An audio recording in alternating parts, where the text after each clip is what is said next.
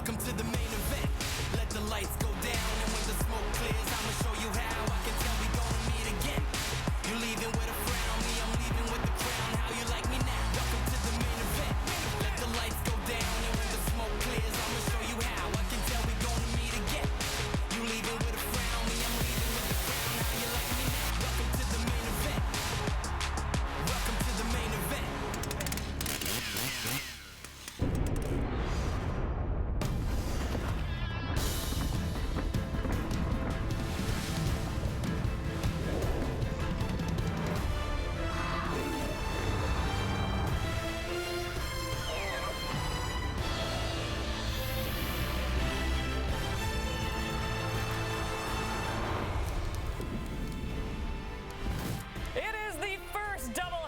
Season and the first career CFL start for that man, Dustin Crum, the fourth starting QB already for the Ottawa RedBlacks this season. And for Crum, it's about as tough as it gets this afternoon. Willie Jefferson and the Bombers defense, 16 sacks on the season so far, allowing the fewest offensive yards a game, just under 307. We'll see how he fares today against this phenomenal defense, and it doesn't get much better for the panel with a doubleheader. Davis Sanchez, Matt Dunnigan, Milt Stiegel as we get set for the Bombers taking on the RedBlacks. First up, a little later on, it is the Calgary Stampeders taking on the Saskatchewan Roughriders. But let's go back to Crum for a minute. I'll start with the former QB. Matt, expectations for him in this game?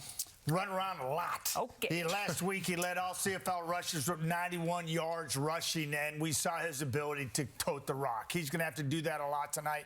I think Winnipeg's bringing a lot of pressure. Ice-cold whirlpool is in his future, and I think this is, what does Coach Barker say? This is the lock of the week for the Winnipeg Blue Bombers to take advantage of a young quarterback. Well, I'm thinking about my former quarterback, Kahari Jones, and what he's going through right now. You know, it's his fifth game as his offensive coordinator of this team, and this is his fourth quarterback, you know, and I tried to text him, but he didn't want to text me back because I was going to get on him. But it has to be tough, you know. You're trying to get in the rhythm with your quarterback, with your team, and now you're on your fourth guy, so it's tough. But as Matt mentioned, this guy's going to have to run around. He may be forced to run around because they'll be putting some pressure on him, but it'll be interesting to see how he does in his first start. I read somewhere that there's no team that's had 4 quarterbacks in their first 5 games. No kidding. 4 different quarterbacks in the first 5 games. No kidding.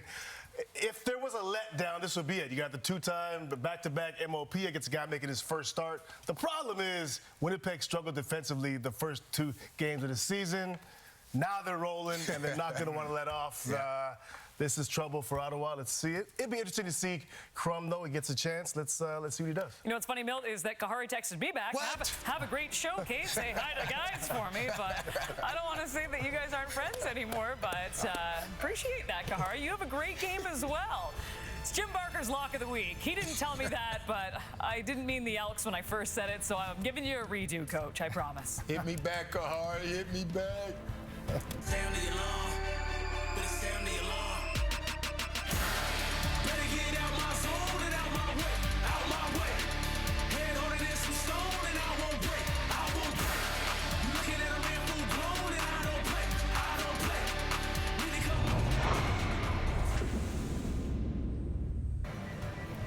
on. Oh, thank you very much, Kate Burness. Welcome to beautiful Ottawa. Great place to visit, but in the context of football, the RedBlacks are trying to change that. Last time they were here, they won at home for the first time in nearly 2 years, but this is a pretty tough out against the 4-1 Winnipeg Blue Bombers, Dwayne, and it's been a rough week for Ottawa. Last week losing in Hamilton, but more importantly losing Jeremiah Masoli in his first game back in a year. So on comes Dustin Crum, the rookie, to make his first CFL start. Yeah, a scene that's become all too common, I guess, here in Ottawa, is having to break in a new starting quarterback. Dustin Crum did a pretty good job, I thought, coming off the bench last week against Hamilton, acquitted himself well. But this week he's got to face Willie Jefferson, an absolute monster on that Winnipeg defensive line. Mike O'Shea, 86 wins as a head coach with Winnipeg, tied with Cal Murphy for second all-time behind Bud Grant. Could pass him today. And Bob Dice, Winnipeg native, got his start in the CFL 20 years ago with the Bombers, but this is first year as a full-time head coach, and it has had its challenges, especially as quarterback, as Dwayne had talked about. The RedBlacks won the toss. They've deferred, and so Winnipeg will take the ball from the east end, and it's Greg McRae, who is One of the returners, Johnny Augustine, there he is, the other. McRae had a big day as a receiver, had a touchdown last week against Calgary, and he also nearly returned a missed field goal for a touchdown, standing in for the injured Janarian Grant. Richie Leone to get things kicked off for the Ottawa RedBlacks as Week 6 continues here on the CFL on TSN doubleheader day. Into the hands of McRae across the 30. As McRae gets it out to about the 39 for Zach Collaros, the two-time reigning MOP, who comes in 4-1, 31-5 in the regular season since joining the Blue Bombers. Yeah, and he's provided so much consistency at the position and really helped a team that was on its way to becoming Grey Cup champions. Obviously, they completed that run in 2019, repeated in 21. Such a fixture, such a huge part of the success in Winnipeg in recent years. And tied with Vernon Adams for touchdown passes this season with 9. Top-rated quarterback so far in this young season on the first down, Winnipeg. Brady Oliveira in the backfield, the leading rusher. The fake to him. Collaros gets it away to his right, and that one is high. It was intended for Rasheed Bailey with the coverage from Brandon Dandridge on the field side corner. Yeah, as we take a look at this, the starting lineups will set up a great matchup here today. The league's reigning most outstanding offensive lineman Stanley Bryant at left tackle today. We'll get to that matchup as we go. Greg McRae coming off a terrific game both on offense and special teams for Winnipeg, piling up the yardage as he plays in the slot. 3 receivers out to the wide side. Oliveira in the backfield. Out of shotgun, Collaros over the middle, and no. A 2-and-out. That's intended for Nick Dembski. And starting at safety on this day is Alonzo Adai with the injury to Justin Howell, and helping break that up to force the Bombers to punt. Yeah, and you see Adai playing down low, right off the top, hovering over the middle, quickly making a break on that ball to take it away from Dembski. And so Australian Jamison Sheehan in his first year in the CFL back to punt, and we saw Dandridge a moment ago on defense and back doing the returning now for the RedBlacks. He has 1 punt return for a touchdown in this season. Sheehan, a classic end-over-end style, and gets a beautiful roll inside the 10, and it does roll into the end zone. Dandridge lets it do that to give up the single and get some better field position as well. But a nice punt by Sheehan, who was hoping to hem them in deeper. So Dustin Crum, a star at Kent State, and he came up to the RedBlacks last September on the practice roster. He went in last week after the injury to Masoli, and he did make quite an impression, Dwayne, with his ability to run the football. Yeah, he really did. And we didn't see him try to push the ball deep in that football game, but I thought for the most part in terms of managing the passing game and obviously what he did with his legs, that included him running for a touchdown. A guy who definitely hops on the radar as an intriguing quarterback prospect, but tough matchup for him here today. Here we go, his first start, and he's throwing off to the left, and that one too far for Justin Hardy. It heads out of bounds. It is 2nd and 10. Taking a look at this starting lineup, an O-line for Ottawa that includes the former Bomber first-round pick, Drew Desjardins, big off-season signing for the RedBlacks. And in that receiving core with the young guy playing quarterback, we'll keep an eye on Nate Bahar today. He's a guy I suspect could be a little bit of a safety blanket for Dustin Crum. Bahar, the veteran out of Carleton University nearby. 2nd and 10. Off to the left, it's complete, but not for much. Just across the 40 is Hardy with Adam Bighill, the leading tackler, moving in on him. And so a quick 2-and-out for the RedBlacks. And Ottawa not taking any big chances, obviously, in their first series with Crum at the helm.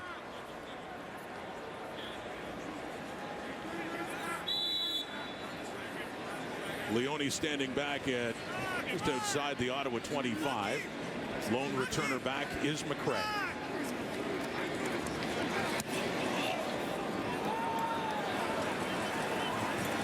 Down inside the 20, bobbles it, but does hang on and gets it up across the 25. Adam Auclair among those down in special teams coverage. Zach Collaros coming back on for the Winnipeg Blue Bombers. the CFL on TSN from Ottawa. Zach Collaros last week against the Calgary Stampeders. A slow start for that Winnipeg offense. Stamps had the lead, tied at the half, but progressively, Collaros went to work, ended up 20 for 28 and a couple of touchdown passes, including that one to Greg McCrae. Yeah, McCrae, who's an interesting Swiss Army knife type of weapon. Making his way into that Winnipeg starting lineup. Just adds that dimension of speed, elusiveness, and versatility. Ball is handed off to the CFL's leading rusher, Brady Oliveira. Also the leader in yards from scrimmage in the CFL. Short carry there. He has 400 in 5 games coming in. Well, Brady Oliveira has provided that seamless transition in the Winnipeg backfield from the legendary Andrew Harris, of course now a Toronto Argonaut. Fittingly, both guys coming from the same Oak Park High School program.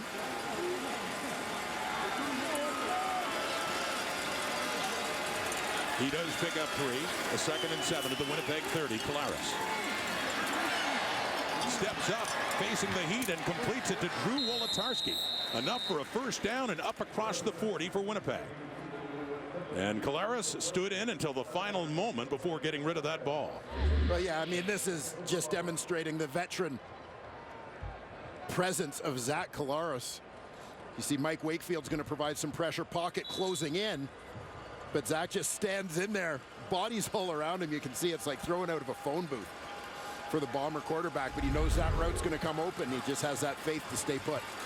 And Wolotarski, too, 3 touchdowns on the season, receiving over 200 yards, on pace for his best season in his CFL career. Back to the ground and tough against that Ottawa defensive front. Have a look at them. Yeah, we talked about the matchup for Stanley Bryant today as most outstanding lineman. Well, he's going to see a lot of the league's reigning most outstanding defensive player, Lorenzo Malden, who led in sacks last year. Now, in the linebacking core and in the secondary, I want to talk about a couple great recent draft picks, guys I really like for Ottawa. You have Adam Auclair starting at middle linebacker, number 6 overall in 2020. Alonzo Adai in today at free safety for Justin Howell, number 13 overall back in 21. 2nd and long again. 9 to go from the Winnipeg 42. Collaros. Deeper ball. Open receiver 2. Nick Dembski has it inside the Ottawa 35. And a big first down for that Bomber offense on the move. Well, once again, you've got pressure coming in. Defensive line, or offensive line has to hold up here in order to be able to complete the long pass. Watch Bryce Carter trying to get there. Wow. Ball comes loose. Quickly working again, and Collaros does fall on it for a loss. So near disaster after a big play, a 35-yard gain to Nick Dembski. But that one pushes them back outside the Ottawa 40.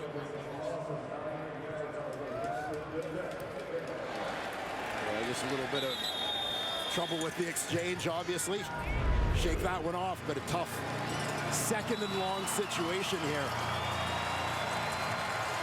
And a loss of 9 for Mike O'Shea's Bombers.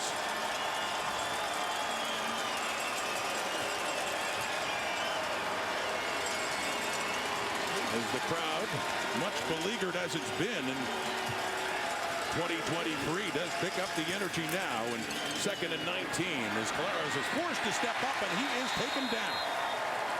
It's Blessman Ta'ala in his first year with the Red Blacks, product of University of Hawaii, and he gets the sack. And that is his first sack of the season. And Ta'ala's been a nice pickup for Ottawa this season. First overall pick in the global draft. He's been a starter from day one here for the Red Blacks on their defensive line. One of the rare global players that has come in and had that kind of impact, making his way into the starting lineup. And so Sergio Castillo, whose longest field goal this season is 50 yards. And he is 11 for 11 coming in, and this one from 52. With Sheehan putting it down. Straight as an arrow. Splits the uprights. Beautifully done as Castillo remains perfect. 12 for 12 on the season. And 3 more points on the board to go along with the Rouge. And a 4-0 Winnipeg lead. Justin Hardy and the Red Blacks. need to answer back coming up here in Ottawa. Last week in Hamilton, the RedBlacks lost the game, but that wasn't the biggest loss. This was Jeremiah Masoli going down with a ruptured Achilles, and his season just getting started was done. That was in the first half, so a lot for the RedBlacks to digest with that sight. Let's go down and check in with Matthew Giannetti. Matthew? Good to hear your voice again, Rod. Well, this is an extension of a conversation I had with Paul LaPolice at halftime in the studio last week. There really wasn't a hair-on-fire moment for Bob Dice. He went to offensive coordinator Kahari Jones and said, how can we put Dustin Crum in the best opportunity? We have Jake Dunaway as well and Tyrone Pigram coming in, and that's what we have to focus on. But it goes off of an acronym he has: mental, emotional, physical, MEP, and it's a vibe that he was seeing all throughout the organization this week. And when I asked Bob Dice, listen, did you have time to talk about Kahari Jones about this situation? He kind of just smirked at me and said, we don't have time for anything else right now. So true, Matthew. Thank you. And same for Dustin Crum, who was saying he had so little time to react, suddenly thrust into the game in Hamilton. He hands off to Devontae Williams, who had started the season, got hurt, and is back in the lineup now. And he picks up about 5 yards for the RedBlacks.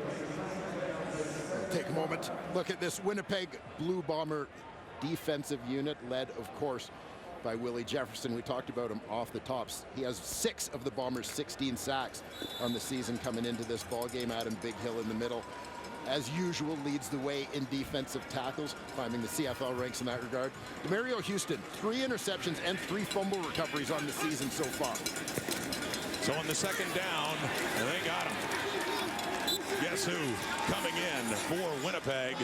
It's Willie Jefferson, big number 5, taking down Dustin Crum, who was running well last week in Hamilton, but nothing he could do there. Yeah, and they mix things up a little bit, moving Willie inside on this one. He and Jackson Jeffcoat on the same side on the rush. You get that athleticism, that length, something a lot of guards aren't really used to handling, as you saw him going head-to-head with Jacob Ruby on that one. Willie Jefferson, sack number 7 on the season, second only to BC's Matthew Betts in that department, forcing the RedBlacks to punt it away in Leone. For McRae, down at his 20.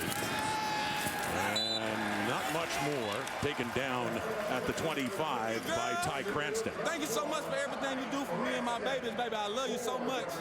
I love you, I love you, I love you. Mwah.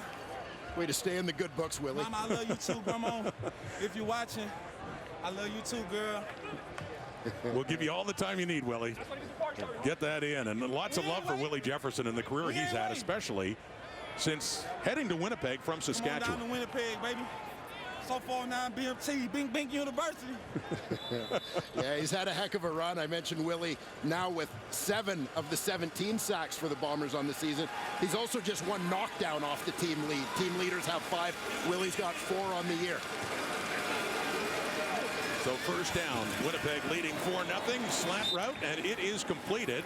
Dalton Schoen, the most targeted receiver and second leading receiver in yardage, picks up his first catch for Winnipeg on this day. And just a quick hitter here, Schoen coming from the top of your screen. Single receiver out to that side as they've got a tight end in that formation. You see it, just making his break in front of the defender, shielding off that ball. Moving the sticks for the Bombers. Rookie of the year last year, led the CFL in receiving yards and touchdowns in 2022. Play fake, and that's quickly completed to Dembski. His second catch and gets some yards after it. That catch as well to get it up across midfield, and another first down, Blue Bombers. You look at that after the catch abilities, you'll see Dembski line up as the number 3 receiver, third in from the sideline. Here, off play action, he's just going to sneak into an open space. But, you know, we talked last night watching Montreal play about Keon Julian Grant, a guy who was a fantastic kick returner in college, and that's reflected in his after the catch ability here in the CFL. Very similar history for Nick Dembski, an all-Canadian kick returner, as well as a terrific slot back at the U of Manitoba. Polaris to the right, and looking for Schoen well and behind the line of scrimmage. It falls incomplete. And a second down coming up. Yeah, that throw just in a little bit behind the intended receiver, Schoen, who tried to reach back to grab it with one hand. Probably just as well it was incomplete at that point with yes. RedBlacks defenders closing in. Such a young Ottawa RedBlacks team. You look at Winnipeg, you've got a half dozen guys who have been in the league for 11 years or more. I think about 8 guys who have played over 100 CFL games.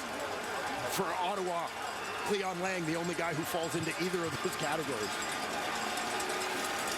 Up at midfield in a second and long, Polaris. Wide open, complete, another first down and more for Drew Wolodarski. Mentioning the season he's been having and on pace for his best season so far, coming in at 209 yards receiving and 3 touchdowns. Big one there. Well, Drew Wolodarski lining up as the wide man in this trips formation into the boundary.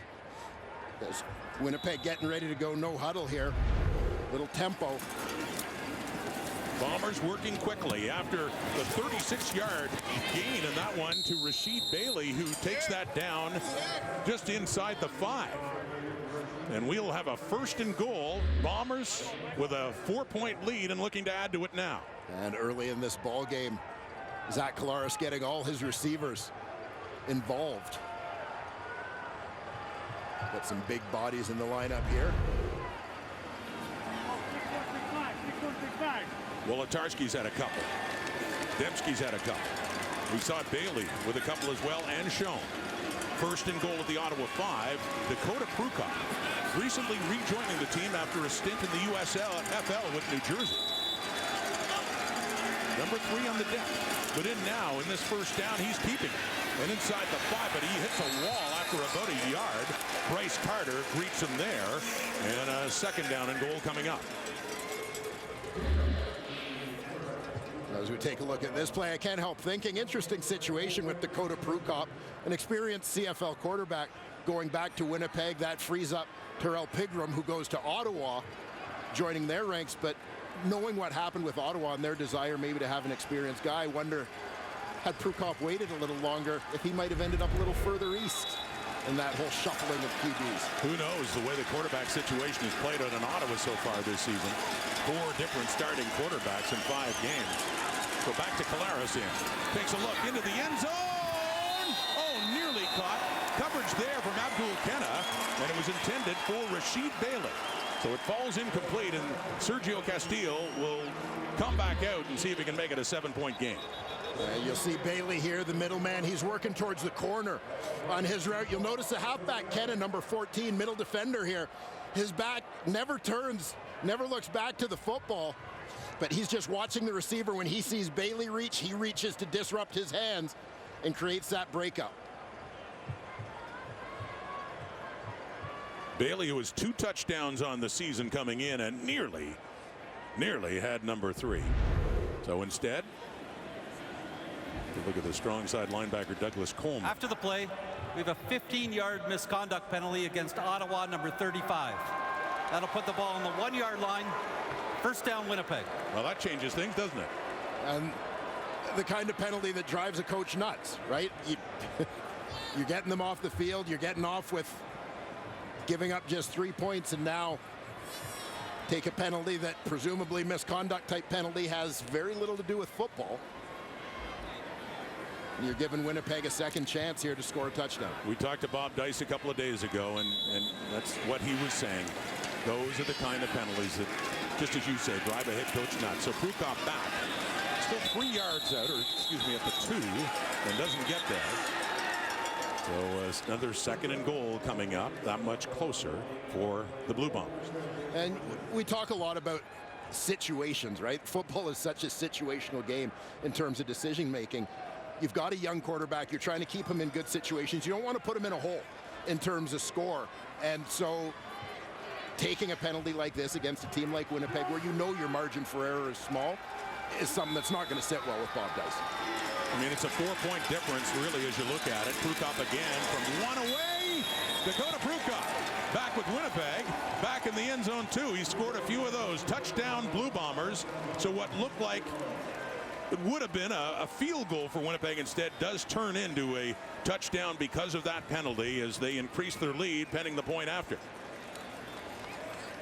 And Prukop here, as we take another look at this one, you're going to see the quarterback slide to his right, find a soft spot, a little bit of a bubble in that defense. Good push from the right side of that offensive line. And behind the veteran guard, Pat Neufeld. We've seen many quarterbacks make it their specialty. Yes. And he is one of them. Had a couple of touchdowns in that situation in the Grey Cup last November against the Argos. So now Castillo on for a point after a 9-play, 84-yard drive in just under 5 minutes, extended by that penalty against Coleman. Prukop in the end zone and an 11-0 Winnipeg lead.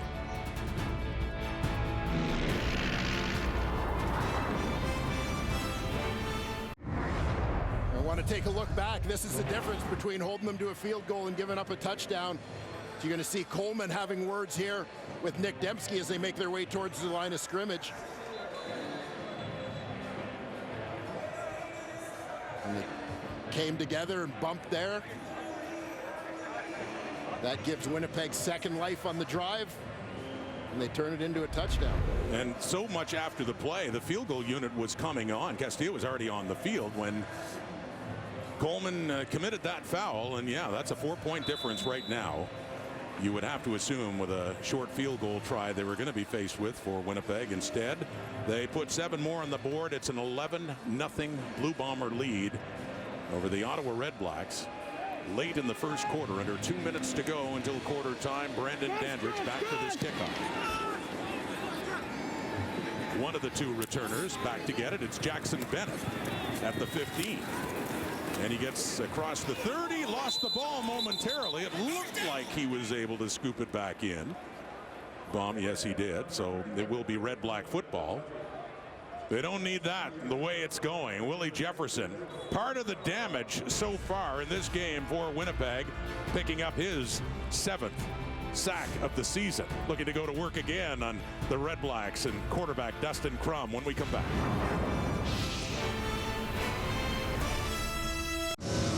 Nine-play touchdown drive by the Bombers, as we talked about, aided big time by a penalty, Dwayne. Yeah, and a couple of big plays along the way. Quick slant. Shoshone got it started. Nick Dembski off play action, pushing it down the field. The deep one to Wolotarski. There you had Rasheed Bailey setting them up in close. We talked about the penalty earlier.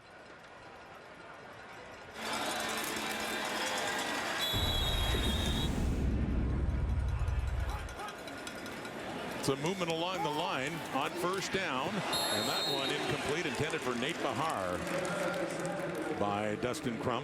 Yeah, you mentioned that movement. It looked to me like Willie Jefferson was a little early on the play, but uncalled. You see Dustin Crum getting on the move a little bit,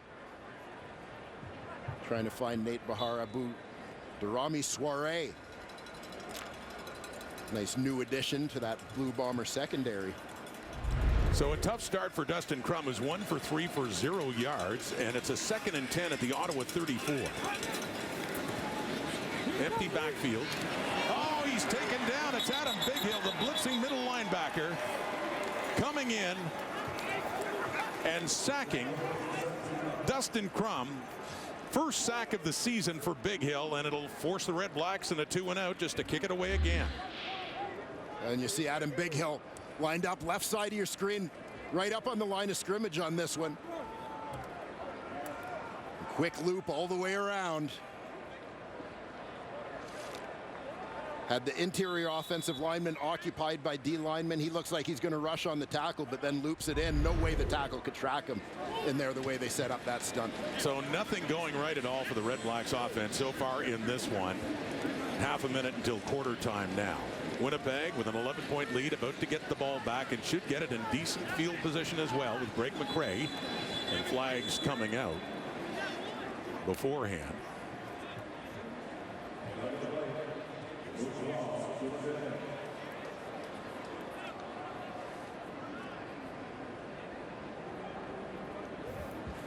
Time count violation, Ottawa number 13.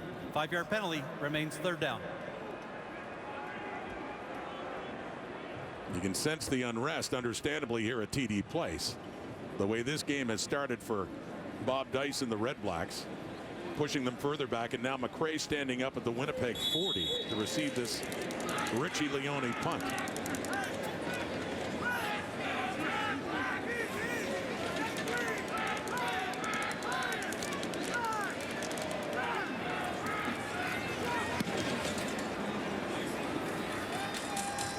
Just inside the 40. He gets away for a moment and then down on a knee. Lonzo Atai had been charging in. Well, how's this kid? I think even Djokovic would admit he is the future. He's going to win a pile of Grand Slam events. Already has. AJ Leopold, love you. Just another day at the office. Another day for that man, Adam Bighill's climbing the charts all time and tackles too. Had the sack of Dustin Crum earlier. Winnipeg with the ball again, 11-point lead. Swinging it out, it's low, but it is picked up by McRae. Yeah, nice job scooping that one off the shoestrings by Greg McRae, and doing it in stride as well.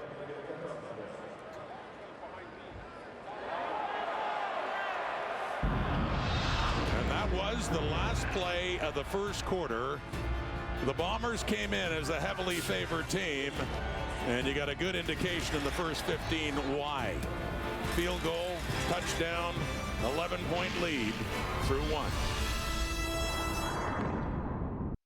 Through one quarter in Ottawa, all Winnipeg so far. The Blue Bombers leading at 11-0. And yes, Dwayne Ford, the numbers do tell the story, don't they?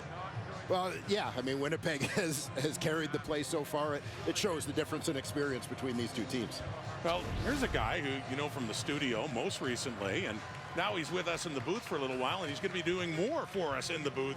And also happened to be head coach of the Ottawa RedBlacks, and back in the day head coach in Winnipeg and an offensive coordinator, winning a Grey Cup with the Bombers as well. Paul Lapalisse. Welcome. First of all, you're getting a little taste of what Dwayne Ford's doing. Observation so far from this point? Yeah, I wasn't on the panel, so Dwayne was great to invite me in because I got a color gig coming up in a couple of weeks. You're going to be doing a few games, three games this season? 3 games this season, so excited to be with you guys and learn from you and work. Yeah, hey, when you see Bob Dice and going through 4 quarterbacks and 5 starts, you must feel some of his pain given what you had to go through last year. Yeah, no, what a great leader, and Bob will get him sorted out. Ottawa challenged the previous play of a completed pass. After review by command center, the challenge is successful, and the play was overruled to be an incomplete pass. It will be second down, Winnipeg. So that was the one, Greg McRae, when it looked like he was able to scoop it off the turf. Yeah, apparently he didn't quite get it before it hopped here. Despite the nice effort, you can see very clearly. Great job from our truck with the replay. And a good challenge for Bob Dice. We're mentioning Lapo and the challenges that he has faced so far this season. So 2nd and 10 at the Winnipeg 33. Flag is out. Ball is away. It falls incomplete. And Calera's had to get rid of that one quickly. Yeah, they had Lorenzo Malden that time on a twist, working all the way to the middle. He was the guy in Claris's face. I think that was as much of a throwaway as anything for Zach. Yeah, you will see if that was the penalty came from the Ottawa guys. I'm not sure. We'll see as they go.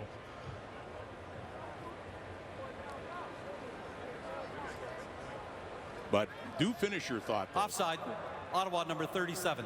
5-yard penalty, repeat, second down. So that's Dandridge. But I mean, a lot of challenges for Bob, and you know this market well, just when you don't have the stability at quarterback. Yeah, what's hard at times is, certainly you got a young football team. They're playing good defense. Then you have the injury to the quarterback, and that puts you in a difficult situation when you have that injury to the quarterback. And, Bob will get him sorted out playing week to week. Bomber ball on a 2nd and 5, and that one intended for Bailey. And just falls incomplete. Abdul Kenneth, like he thought he had a shot at that one as well. Yeah, both times the safeties have done a great job of driving the underneath routes, right? They're really coming down on these big plays. You'll see kind of come down on this, and he's playing a high player, comes down, almost makes a pick right there. And thought about it. Didn't see him doing the push-ups. Sometimes we do see that, the penalty push-ups. So 2 back for the return for the RedBlacks, anticipating this punt by Jamison Sheehan. Yeah, you saw Sheehan with a low punt earlier to get it on the ground, making it tough to handle.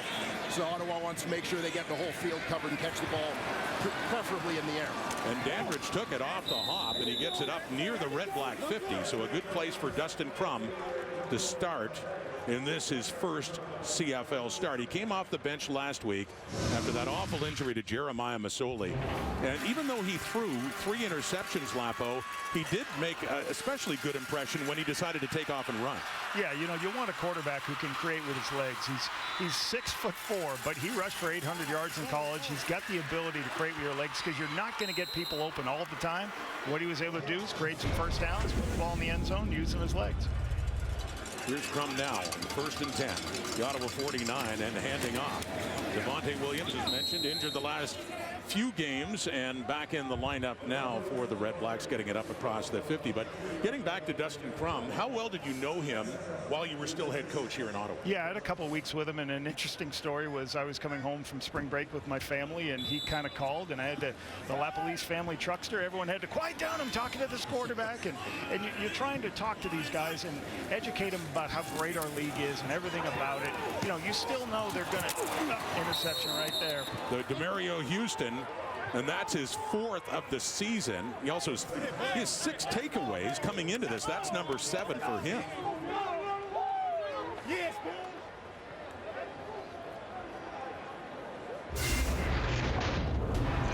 So another Ottawa drive quickly snuffed out, that time by turnover. Near midfield, Winnipeg ball.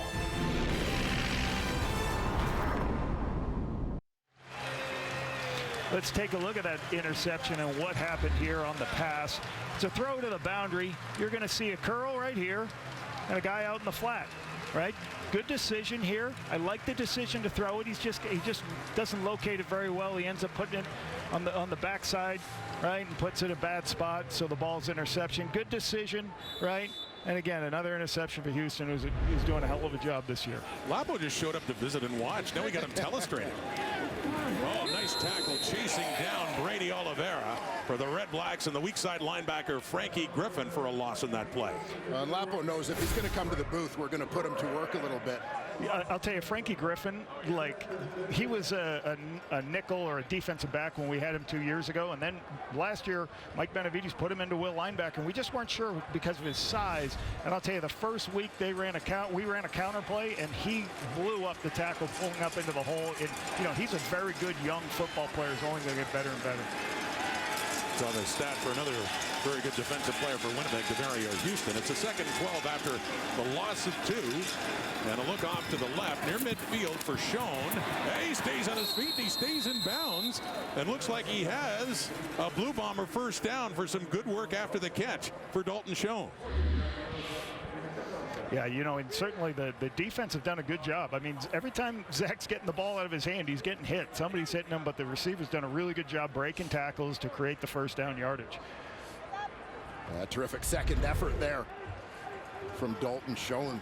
You know, a lot of the talk in Winnipeg was about him coming back looking even bigger, stronger, more fit this year than he was in his outstanding rookie season. Good job breaking the tackle by the boundary corner, DeAndre Lamont, not able to wrap him and hang on. So a first down to the Ottawa 47. Winnipeg ball in an 11-point lead, 2nd quarter, and nowhere to run. Maybe a yard, a push there by Oliveira to get closer to the 45. Some tough running inside. Lorenzo Malden, we talked about last year's Defensive Player of the Year, in on that tackle. Yeah, and you can see Zach was kind of concerned. That was they were running a zone read, and Malden came down, and he didn't pull it. So you could see him point to himself right after. I should have pulled it and gotten out on the perimeter. Now, I wanted to ask you a little bit, just going back to Frankie Griffin. Just wondering, was the moving of the hash marks last year for you guys a consideration in getting maybe a more mobile guy in that position? Yeah, it made it much easier, you know, because obviously that position, you know, has to cover more ground now that the hashes are tighter. So we felt that was a good move to be able to do that. Bombers have been in 2nd long a lot. There's a deep look, and it's nearly intercepted by Alonzo Adai. He and Dandridge were back there with Schoen, right with him, and Adai smacking himself in the helmet for not coming up with that pick. Yeah, we've seen Adai a couple times showing some frustration. You see him looking like he's going to hang low, but then getting deep, ranging to his right, left side of your screen. Had a little bit of a bump on Dalton Schoen as he arrived to the ball. There's the aforementioned Frankie Griffin on the blitz. supplying a little bit of pressure on the play. Yeah, that's the one thing you knew about Adai, Dwayne, coming out in the draft. He had range, you know, playing in West Virginia. He was a kid who could run and cover, loved his ability to become a starting free safety in this league. And I saw him do a great job on punt cover. And I know Coach Dykes would be happy that he made a tackle the series before on punt cover. Speaking of punt cover, the Bombers on that now with Jamison Sheehan near midfield to get it away. For Devontae Williams, and coming in, Dandridge too. Williams takes it. Excuse me, Savon Scarborough in on the punt return now. 81 up around the 15 on that return. Ottawa's defense has had its moments, nearly had one there with an interception. Ottawa ball deep in their own zone. Dustin Crum is the 4th starting quarterback for the RedBlacks. This is game number 5, Dwayne. This has never happened before. Yeah, absolutely remarkable, and I mean, somewhat tragic when you look at the injuries. Tyree Adams comes on and gets a win, but gets injured late in that game. Obviously, the situation with Jeremiah Masoli is tough. We were talking about it before the game. You go back to 2016 in the matchup between these two teams. Since Henry Burris, Crum is the 7th different Ottawa quarterback to start against Winnipeg. Only Matt Nichols and Zach Collaros have started for Winnipeg against Ottawa in the same time span. What a difference. And that's, we'll toss inside in the sweep to Justin Hardy. Picks up about 4 or 5 yards. Yeah, what you're trying to do here is get speed and space, right? Hardy's a really fast kid. You're trying to flip him a toss, let him circle the defense in the ground, get the lineman going one way and him going the other. Good, easy call for Hardy to get an easy completion and get him in second lead. Crum now 2 for 5 and a 2nd and 5 outside their 20. Stood in, couldn't get rid of it. The heat was coming on the outside in the form of Jackson Jeffcoat, and wrapping him up in another sack for the Blue Bombers. Jeffcoat, who's battled injuries in the early part of this season, just getting going, comes into this season, as you see him bottom of your screen, coming into this game with 1 sack, but he's going to double his total here. Good speed here to outrun the tackle off the mark, and then just using those long arms to keep Devontae Williams the back off of him as he tried to step in and help out. And the boos starting to rain down here at TD Place as Richie Leone stands near his end zone. I think they're booing the officials. I think they thought Winnipeg was offside. So okay, that's a better way to look at it too, Lapo.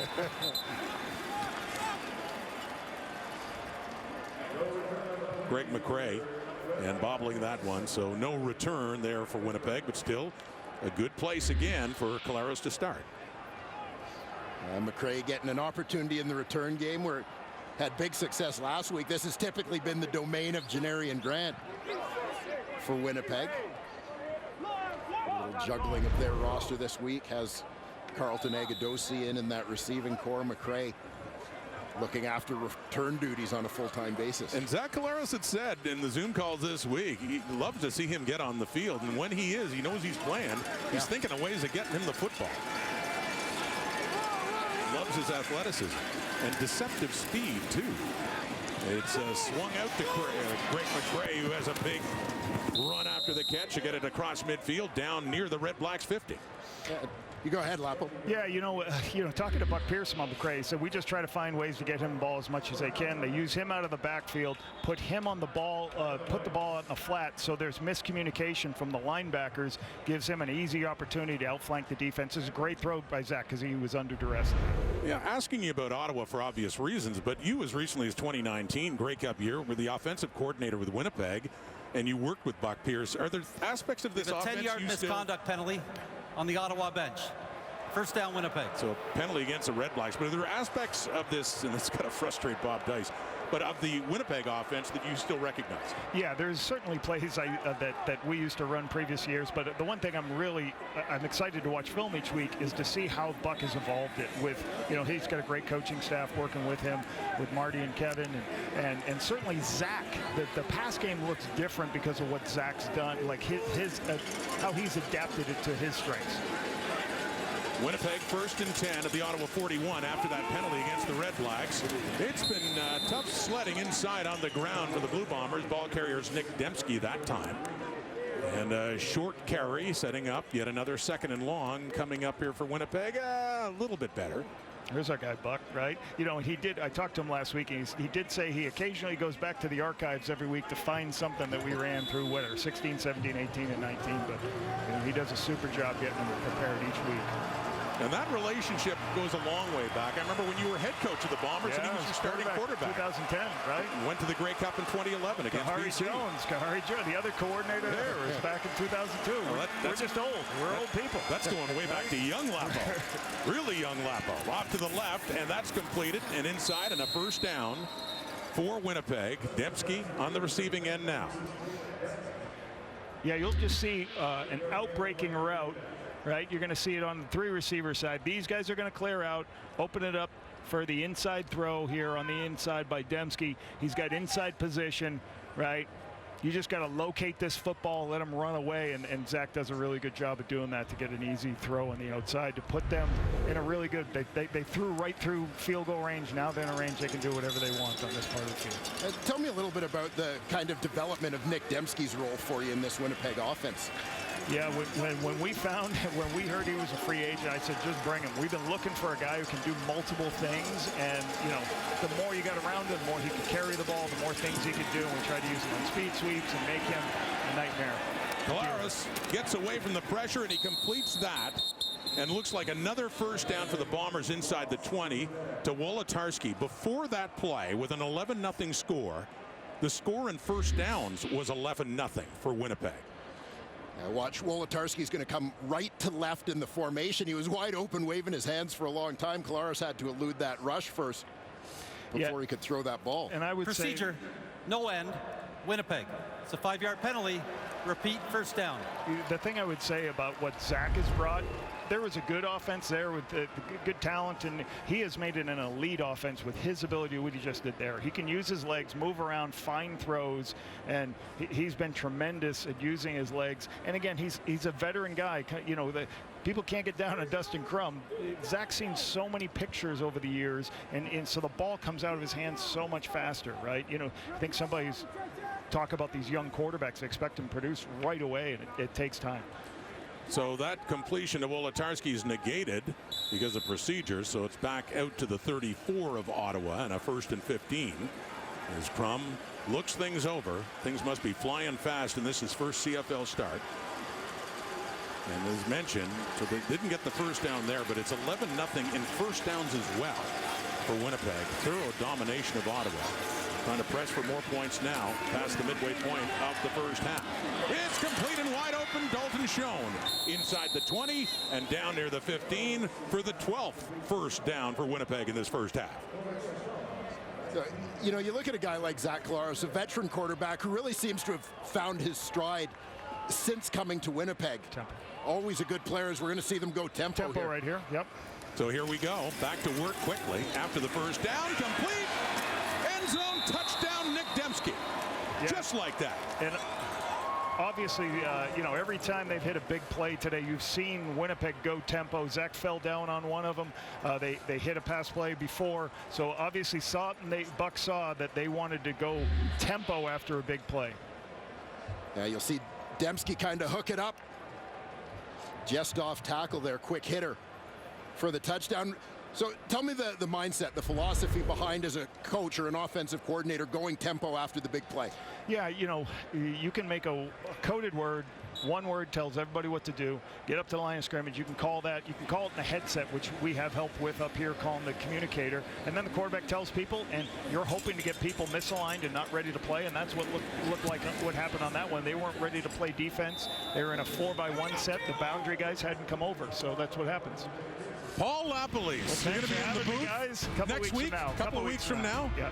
A nice tutorial here coming in using that telestrator. So Bombers add to their lead. We'll be back. Nick Dembski, 2nd touchdown of the season as that Bomber offense was working quickly, Dwayne. Yeah, Zach Collaros going to his right. Dembski from that formation is kind of sliding the other way from where Zach is rolling. Caused him to get lost in coverage a little bit. He just sits it down, easy completion. Dembski does the rest for the touchdown. Hey, that one's for you, Ram. First touchdown for you, bro. Love you, man. Another proud new daddy, Nick Dembski. Another proud Winnipegger, too, with so many that have played for the Blue Bombers and starred with them.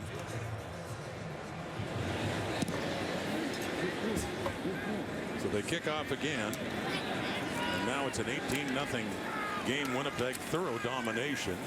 With 5 minutes left until halftime. And the Red Blacks have not been able to do a thing on offense in this debut at quarterback, or first start for Dustin Crum. He came off the bench last week. Yeah, and you're a little limited through absolutely no fault of Dustin Crum's. Obviously, you're going to run a little bit of a limited package. You're trying not to overstress a young quarterback. You're doing the best you can, whereas by contrast, as you heard Lapo talk about, you've got Zach Collaros, who's been in the league since 2012. This is a guy who anything you want to run, you can throw at him. -5 net yards for Ottawa in this game. Positive yardage there for Devontae Williams, who gets it up closer to the 45. Williams, who was on the practice roster in Winnipeg in 2021 and said he learned a lot from Andrew Harris coming into the CFL. Yeah, said much like Brady Oliveira that Andrew Harris was a guy who really took the young running back under his wing and showed him the ropes. Throws in tight coverage and completes it too, just shy of the 50 and close to a first down. It is indeed, as the cheer comes up for the Red Blacks, who have their first down of this game, and it comes with 4:22 left in the first half. And they work tempo. Back to it, and Crum takes off. We saw this a lot last week when he came off the bench in Hamilton. He ran for 91 yards, and we see him call his own number there for a gain of about 8-9 yards. So second and short coming up. Yeah, I'm not sure he called his own number, but it ended up being his own number with signals crossed in the backfield there. Good adaptation there by the young QB, who, as you mentioned, is certainly well within his comfort zone running with the football. A guy who rushed for close to 800 yards in his best season in college. And former Bomber Tyrell Pigram was with them in training camp at a good preseason game before being let go. Comes in short yardage now, number 3, and goes right side and picks up another first down. Back-to-back first downs for the Red Blacks now late in the half, trying to get something going finally on offense. Yeah, this could be an interesting opportunity for Pigram as well, a guy who I think a lot of CFL fans were kind of excited about in a league that needs to find and develop young QBs. Had a nice preseason for the Bombers. Bubble. On that bubble, off to Nate Bahar, and he gets it inside the 50, so picks up about 2-3 yards. A second and long coming up for the Red Blacks. And just typical of what you'd expect with a young QB in there.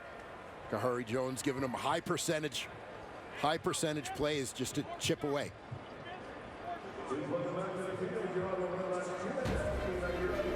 3-minute warning. Red Blacks with the ball in Bomber territory.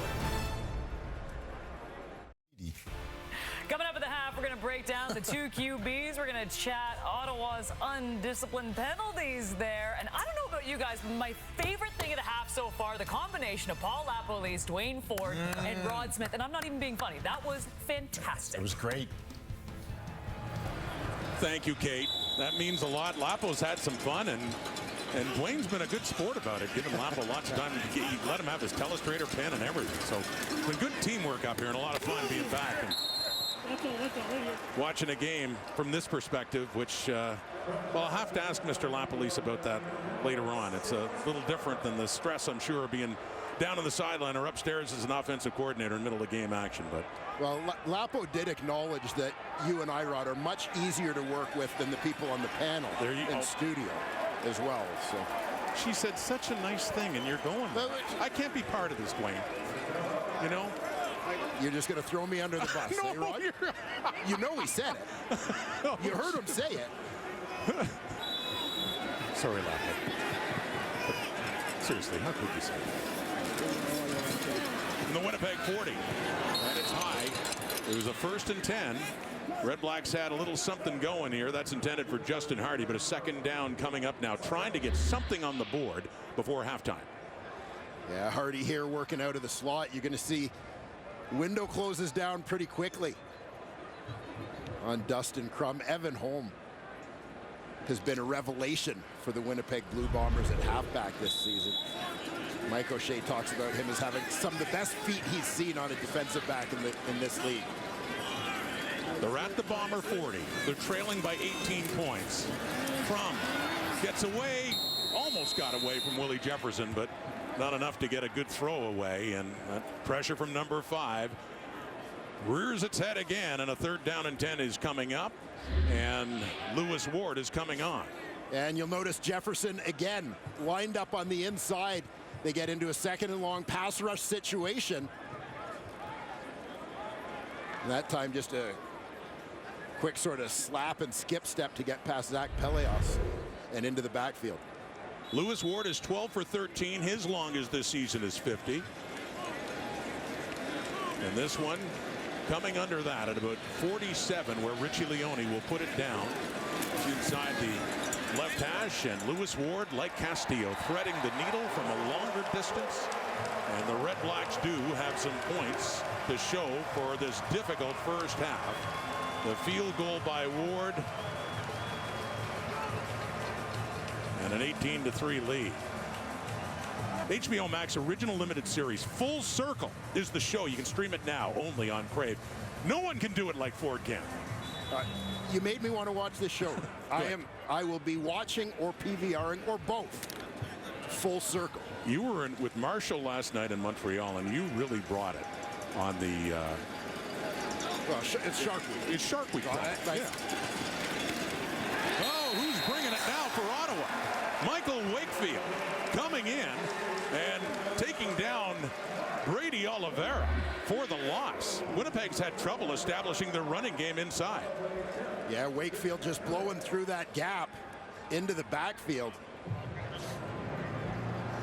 Darn near took the handoff. Wakefield, who started his career here in Ottawa, spent a little bit of time with Montreal before finding his way back to the nation's capital in free agency, adding nice depth to a pretty good Ottawa defensive line. Oliveira taken down for a loss of 3. 6 carries, 5 yards for the CFL's leading rusher in this half, and Ottawa's defense stands up again. The starting safety Alonzo Adai makes the play, and still over 2 minutes to go. The Red Blacks got a field goal last time out, and they're about to get the ball back. Yeah, and here you're going to see Adai playing a little closer to the line of scrimmage. We've seen him covering deep on pass plays, but Ty Cranston's got deep. This time Adai playing down close to the box. He's got Dembski, tracks him across that formation, makes a quick tackle. Adai in his 2nd year for West Virginia. 2 returners back for the punt by Jamison Sheehan. One of them Savon Scarver. A flag comes out. It's a time count coming up. Brandon Dandridge, the other one for Ottawa, awaiting that punt. Time count violation, Winnipeg number 18. That's a 10-yard penalty, remains 3rd down.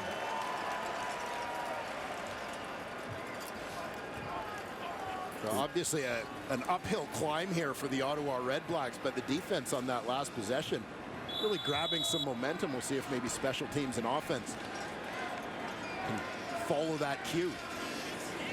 It has been the Red Black strength this season.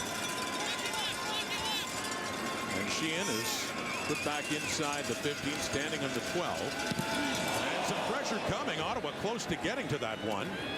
Taken down inside the 40. This is Dandridge, and he is knocked down hard. Coming in, Jared Beeksma, former Tiger Cat, among those in the cover unit for the Blue Bombers. But Ottawa and Crum, a decent place to work with still lots of time, about a minute and a half to go till halftime.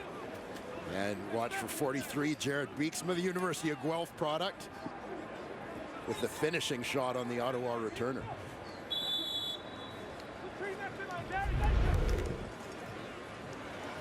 From the 46. A tough indoctrination, to say the least, for Dustin Crum. They were able to move down and get in field goal range last time. He has time. He steps in. Deep ball, open receiver, no! Save on Scarborough, was in behind coverage. He had a shot at a touchdown. You can see this route develop. It's a great read, absolutely the right decision by Dustin Crum. Well-placed football. Yeah, and it's almost one of those where Scarver had too much time to think about it. He's tracking the ball. He knows he's wide open in behind DeMario Houston along that sideline. Massive missed opportunity here late in the first half. In behind DeMario Houston. He had just the end zone ahead if he could have hung on. Second down.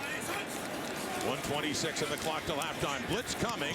Oh, nearly picked off. Another one that could have been caught. The strong side linebacker, Alden Darby, with a shot there at the interception. And who knows what could have happened after that. So it's 3rd down and 10 coming up here for Ottawa. Yeah, we talked earlier about up against a good team. This very small margin of error. As you saw in that one, the receiver losing his footing on the play, but Winnipeg's only going to give you so many chances to hit that deep shot. You got to take advantage when you get a man open like that. The lone returners, Greg McRae on the Leone punt at the 20. And up across to about the 26. 1:12 to go. Bombers deep in their zone. 18-3, Winnipeg with the lead, trying to improve to 5-1. Kate, Davis, Matt, and Milt coming up with some thoughts on this one. And well, I mean, you would have expected Winnipeg to be playing well here in Ottawa. I mean, they've won 5 straight here in Ottawa. It goes back a ways since they've lost a game here. But it had, up until recent minutes anyway, total Bomber domination. And yes, missed opportunities for the RedBlacks, some mistakes as well. Greg McRae is the ball carrier up across the 30. And Adam Auclair getting the start for the first time in his career at middle linebacker, the product of Laval. Yeah, we've seen him play a little bit at will and an opportunity in various packages defensively for Ottawa over the course of the last couple of years. I mentioned earlier, number 6 overall pick coming out of that great Laval program in 2020. It's nice to see him get an opportunity to do different things, because I think versatility is a big part of what Adam Auclair brings to the table in a CFL defense. The man in the middle had been Tyron Breda, who's hurt. And before that, Javon Santos-Knox was penciled in to be their starting middle linebacker. Douglas Coleman, the strong side backer, chasing down, or Auclair, excuse me, and Coleman, Brady Oliveira. But not enough for the first down, so another 3rd coming up, and Sheehan comes back on for Winnipeg. We'll take a look here. Quick shot to the flats for Oliveira. Nice job by Coleman.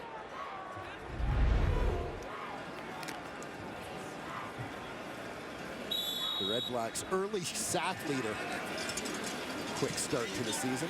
Coleman had that penalty earlier on after the whistle that extended a Winnipeg drive and turned a field goal into a touchdown. 15-point Bomber lead. Half minute to go until halftime. Sheehan, the Australian, gets it away. And that one heads out of bounds. Up at the 45 for Ottawa.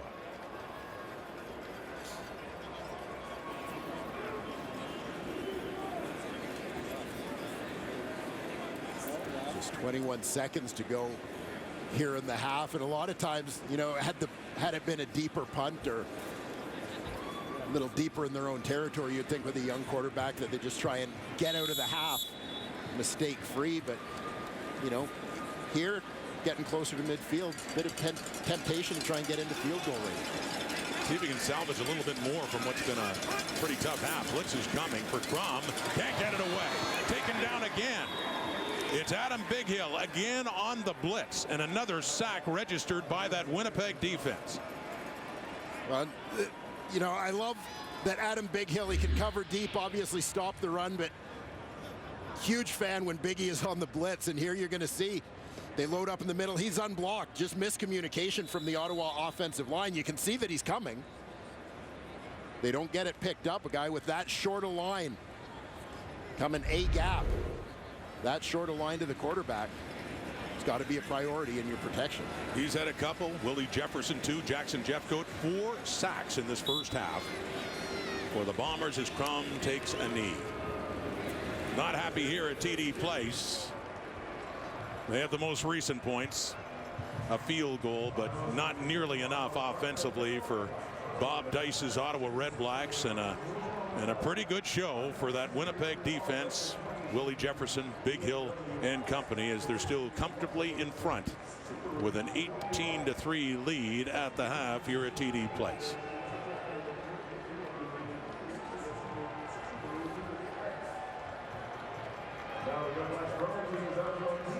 Some tough sledding ahead, and I think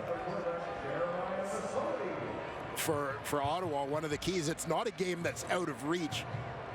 You just know that you've got tough times ahead, but build on the positives of the first half for Dustin Crum. Go from there. Well, we mentioned Nick Dembski is standing by now with Matthew Shinetti. Yeah, I'm standing next to new dad, Nick Dembski. Rod, was that touchdown for Rhea, Nick? That was for Rhea, yeah. A little spice for my fiance Vanessa too, but that was definitely for Rhea. And everyone's good? Everyone's great. Everybody's happy and healthy. They're watching at home right now. My mom has a dog. Grandma Barb on my fiance's side is at home watching the game with them. So everybody's a happy family right now. You are up 15 right now, but you know that you're going to have to attack a team that is probably going to want to push it and be desperate in the second half. How did the Bombers do it? For sure. Yeah, I mean, they play fast, they play physical, so we just got to keep out leveling that and just stay on the field as offense, and as defense, get them off the field. Try to get a return going on special teams, get all 3 phases going, but at the end of the day, we're playing pretty good football right now, so we just got to keep leveling up. Appreciate this. Thank you.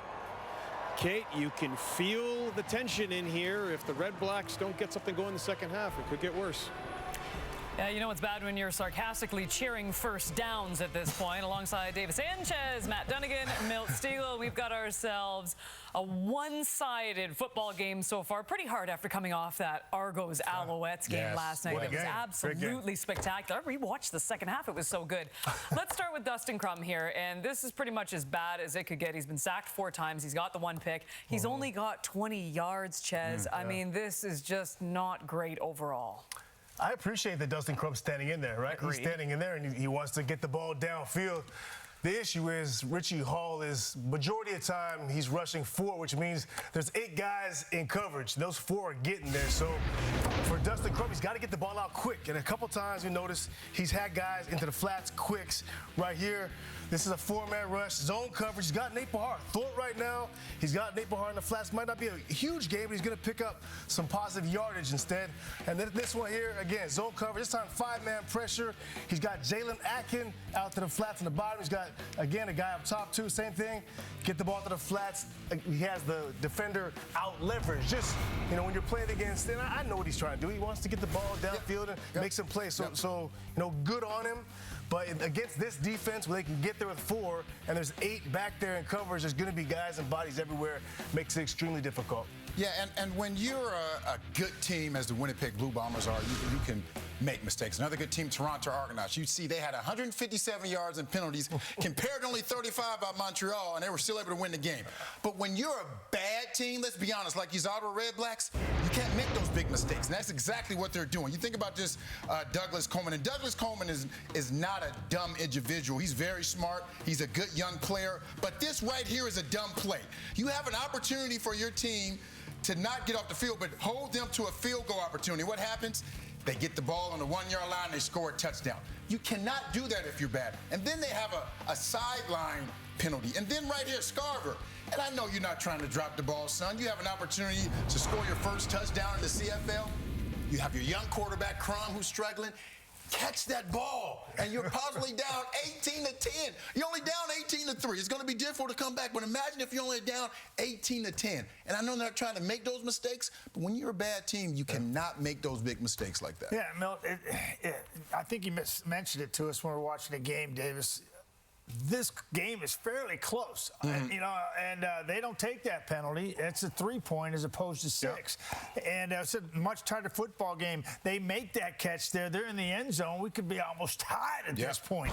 And I really think we're close. But it hasn't been easy for Zach Collaros because it's been one-dimensional for the Winnipeg Blue Bombers. 10 carries, 10 yards rushing. Brady Oliveira has got 5 carries for 1 yard. Come on, guys. That's crazy. Zach Collaros is having to earn this. Now, he's making it look pretty easy, but he's getting hit a lot of times after these throws. Defender slipped on that dig there to Wolotarski, but Ottawa is right there. And I'm telling you, you may walk in, if you're the Winnipeg Blue Bombers, you may get a W, but you're going to limp out. And I can guarantee it, this Ottawa RedBlacks football team is closer than this score on the scoreboard looks right now, because Zach Collaros is feeling it. He's 13 of 20 for 202 yards in that first half and a touchdown, but he's having to earn that because they're one-dimensional right now, and that's the RedBlacks. Look, every single game you guys get to pick the clips you want to talk about. I, for once, picked my own clip of how to describe the first half. Let's take a look at this. This woman is all of us right now. I don't know who she is, but I feel bad for her, and I'm sorry about your RedBlacks so far. Hopefully it'll be a much better second half. Currently 18-3. We'll be back with a little food debate right after this. She bet the red. She bet the... Welcome to Ottawa. Great place to visit, but in the context of football, the RedBlacks are trying to change that. So on the second down, they got him. Guess who? It's Willie Jefferson, big number 5. Oh, he's taken down. It's Adam Bighill coming in and sacking Dustin Crum after the first down. Complete. End zone touchdown, Nick Dembski.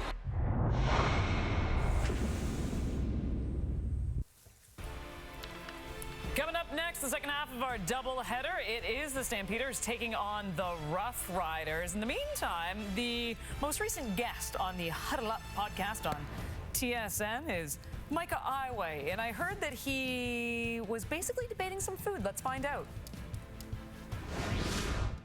Canada or Texas food? So I guess you can pick like a region in Canada if you want, but I know like Texas barbecue is really popular. So whatever like the most popular food in Canada is, I guess it's like poutine, but I don't know. This might be a Texas. Texas hand down. Yeah. Sorry, poutine. We have something that's similar to poutine. It's called loaded nacho fries, and it's much better. I'm sorry. I tried different kind of poutines. I'm not a fan. That's fair. Hey. You tried it. You just go to Texas and you'll agree with me. I've had Texas barbecue before, and I think I've lived in Canada my whole life, but I think I'd agree with you. God. It's really tough to beat. I love this because we have 2 Canadians, 2 Americans on this panel. And I have to agree, my citizenship may get revoked for this one.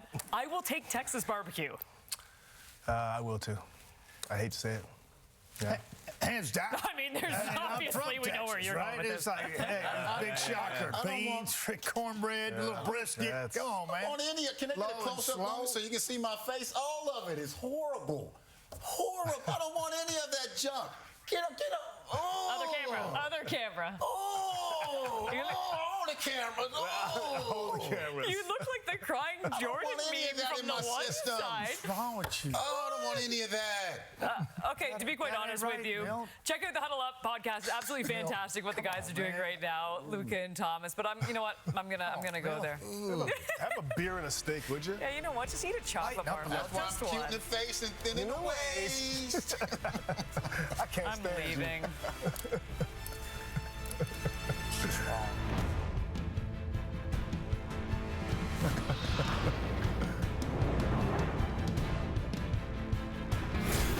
When Matt Dunnigan was told he gets to do the first half stats, I can't tell you how excited he was in studio.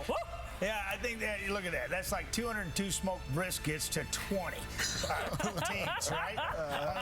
That's good. That ain't even close. And the sacks, that's ugly too. Winnipeg Blue Bombers are dominating this game, but hats off to the RedBlacks defense.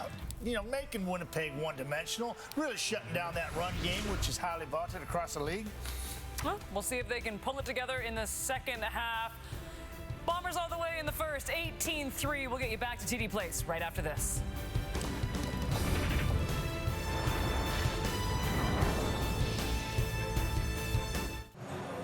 Halftime at TD Place, the Red Blacks in a 15-point hole, trailing Winnipeg 18-3 in a frustrating first half for the head coach Bob Dice. Standing by with Matthew Shinetti. Bob, beside the Douglas Coleman penalty, your defense has been fighting to keep you in it, but what do you have to do to help Dustin Crum get some points? Well, you know, it takes everybody, right? Everybody's got to step their game up in the second half here. You know, it's 2 scores in the CFL is nothing. We all have to make sure that nobody's letting anybody down and we're all fighting together. You know, the offensive line has done a good job, but we got to make sure everybody's taking care of their own responsibility and move forward from there. In terms of that, you've had some nearly moments. You look at that Scarver opportunity. How do you make sure your guys are locked in on the sidelines when they see that the Bombers are 2 scores up and you want to make sure that they get some momentum? Oh, well, this is it. Like we talk about, we're not worried about what the Bombers are doing. We're worried about what we do and taking care of our business. We know when we execute with all 12 men together that we'll be very successful on offense, and that's what we have to do. We focus on ourselves, making sure we make the adjustments we need to make, and when we have our 6-second play, that we make the most of it and take advantage of that opportunity. Thanks, Bob. Thank you.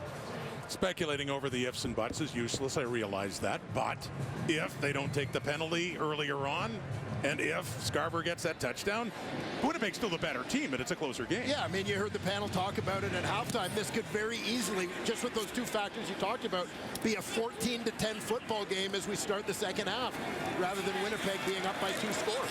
Brandon Dandridge in a good return. Red Black football to start this second half as he gets it up across the Ottawa 45. Things didn't go at all well for Dustin Crum, especially through a quarter and a half. Picked up a little bit later on as they got down for a field goal, but it's been a rough indoctrination. Yeah, it certainly has, and you knew he was going to face a lot of pressure from the Winnipeg Blue Bombers.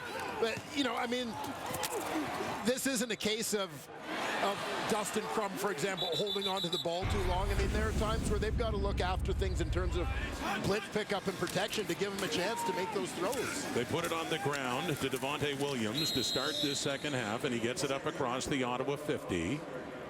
And a gain of 3 or 4 for the Red Blacks. But yeah, that says it all. 5 completions on 12 attempts, just 20 yards, and 1 was picked off.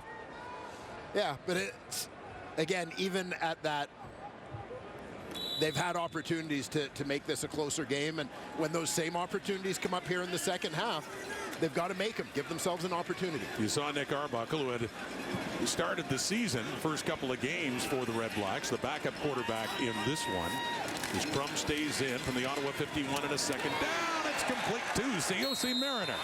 Has a catch in this game, and that is his first for the Red Blacks in this one, and his 5th on the season, and a first down Ottawa. Yeah, COC Mariner, big target. Going to see him drive the defender off, quick slant to get in front of him. Nicely placed ball. Good effort on the catch. Moving the sticks into Bomber territory. A couple of receivers from Utah State, him and Savon Scarver, teammates again here in Ottawa. That's handed off, and trying to break it outside is Williams. He does pick up a few yards.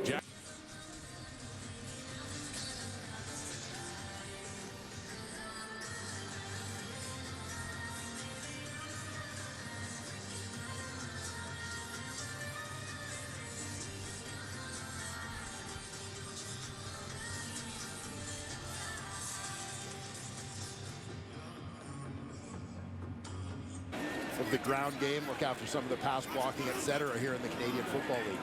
2nd and 8 now at the Winnipeg 45, right at it. Crum under the heat, gets away, likes to run. We've seen that before. And another good run. He had only 1 in the first half for 9 yards. That one easily another first down. He ran for 91 yards off the bench last week against Hamilton.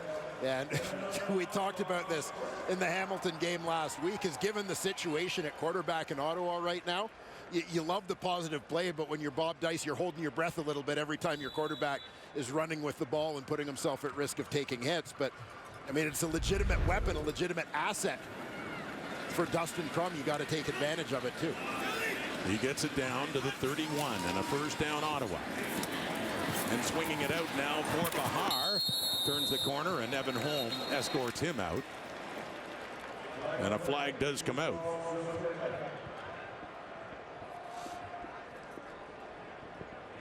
Yeah, Savon Scarver, I think, is going to get called for an illegal block here as he was coming back to try and help out once Bahar caught the ball.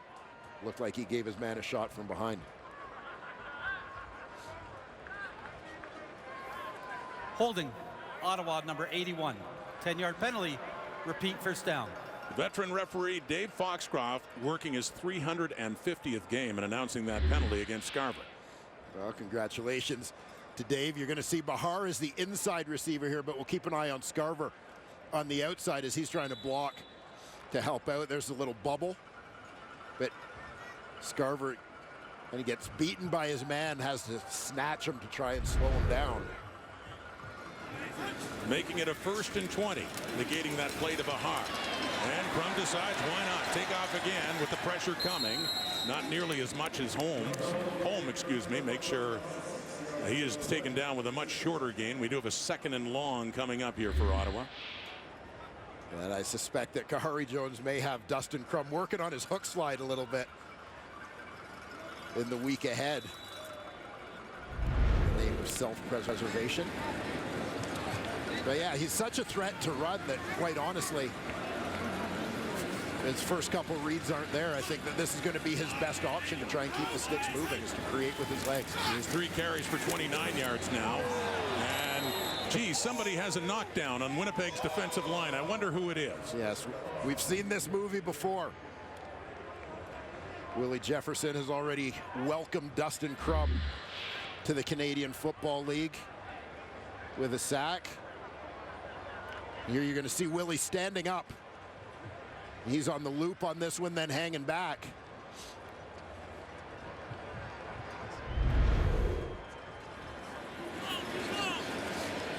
Setting up a field goal try, and that was the 60th knockdown, by the way, in the great career of one Willie Jefferson. Forcing a 3rd down now, Lewis Ward, who's 1 for 1 and looking to double Ottawa's point total and get a little bit closer. Now a 12-point Winnipeg game, 18-6. The most recent 6 scored by Ottawa. Willie Jefferson gets the sacks, gets the knockdowns, and been great for Winnipeg. We just saw Willie Jefferson's 60th career pass knockdown. He's the only one in the history of the CFL to have at least 60 quarterback sacks and pass knockdowns. Matthew Shinetti, he has proven to be a quarterback's worst nightmare. Yeah, and a shout out to our stats guru, or one of them, John Perlberg, for that stat. Very unique to Willie Jefferson. And I was watching him pregame. He does what you would imagine you'd also see in volleyball, setting the ball, kind of pushing it in the air. He was working alongside defensive back coach Jordan Younger, the former Argos DB. And I asked him, what is so key to Willie doing that? He goes, anticipation. I asked Willie, what's the key? He said, down and distance. That knockdown came 2nd and 14. Guys. He almost looked like he was playing volleyball there, knocking it down up at the net and helping his offense get the ball back, although it was a field goal by Lewis Ward to get them 3 more on the board. But how many times have we seen him do that in his career? 60, Rod. You've seen all 60? You know what? I kind of put the ball on the tee there, didn't I? You really did. But yeah, Willie Jefferson, neat to see him actually working on drills, right? To reading the quarterback's arm angle, timing the release, and so on. Put himself in position to make those kind of plays. Now, in fairness, stupid as that sounds, thank you, Rod. Have you seen all 60? Have you really, Dwayne? Let's be literal about this. Here's the 4-man rush. Yeah, deep ball and just beyond the outstretched fingertips of Greg McCrae. Sorry. Well, and this is the situation that you heard Lapo talk about with Greg McCrae, and that kind of versatility, right? Sometimes he's a receiver, sometimes he's a running back. So here he's lined up in the backfield. Well, this match is one of the fastest guys on the field up against the middle linebacker. And as good as Adam Auclair is, he ain't going to keep up speed-wise on that kind of route with Greg McCrae. Just a near-missed opportunity, but a great setup by offensive coordinator Buck Pierce. So close for Winnipeg. Still with a 12-point lead, punting it away. Jamison Sheehan. Outside is 30. Again, 2 returners back for the RedBlacks. This one heading off to the left. Brendan Dandridge with it. And he gets away from a would-be tackler and up across the 30. And finally taken down around the 33 by Brian Cole on the tackle. Well, late in the first half, they got down into field goal range to start the second half. They did as well. Still lots of work ahead for Dustin Crum. Bear in mind, time, the Ottawa RedBlacks were the least penalized team in the CFL coming into this game again, Dwayne. Yeah, but a couple misconduct penalties. We talked about this one earlier that went against Douglas Coleman that gave Winnipeg a chance to score a touchdown. They took another one shortly after. This one was called on the sidelines. This is Ottawa General Manager Sean Burke down there who has given it to the officials as he earned the flag that you heard called against the Ottawa sideline. Costly, deep look, right side. Coverage is there. Abu Durami Soiree on COC Marin, and it falls incomplete. Well, these are shots that, you know, not necessarily high percentage, but one that you've got to take every so often to keep the defense honest, quite frankly. Pretty good protection here from the Ottawa front. You've got to hold, obviously, a long time for a deep shot like that.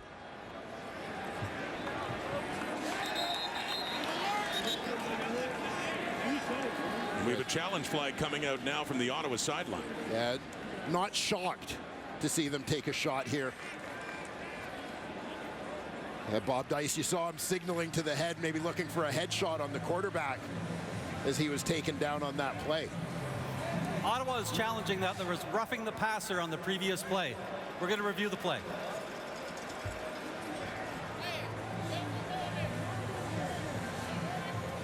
As it stands, a second down, but reviewing this one, that if reversed could move the RedBlacks up 15. Bob Dice thinks roughing the passer. Back with a ruling on that after this.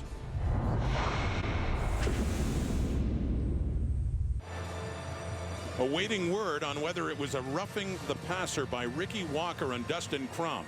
Let's have another look at this, Dwayne. Yeah, Walker comes from the defensive tackle position here. He's going to get in on the initial tackle. I also wonder, as Crum started to go down, you see the arm up top around the helmet.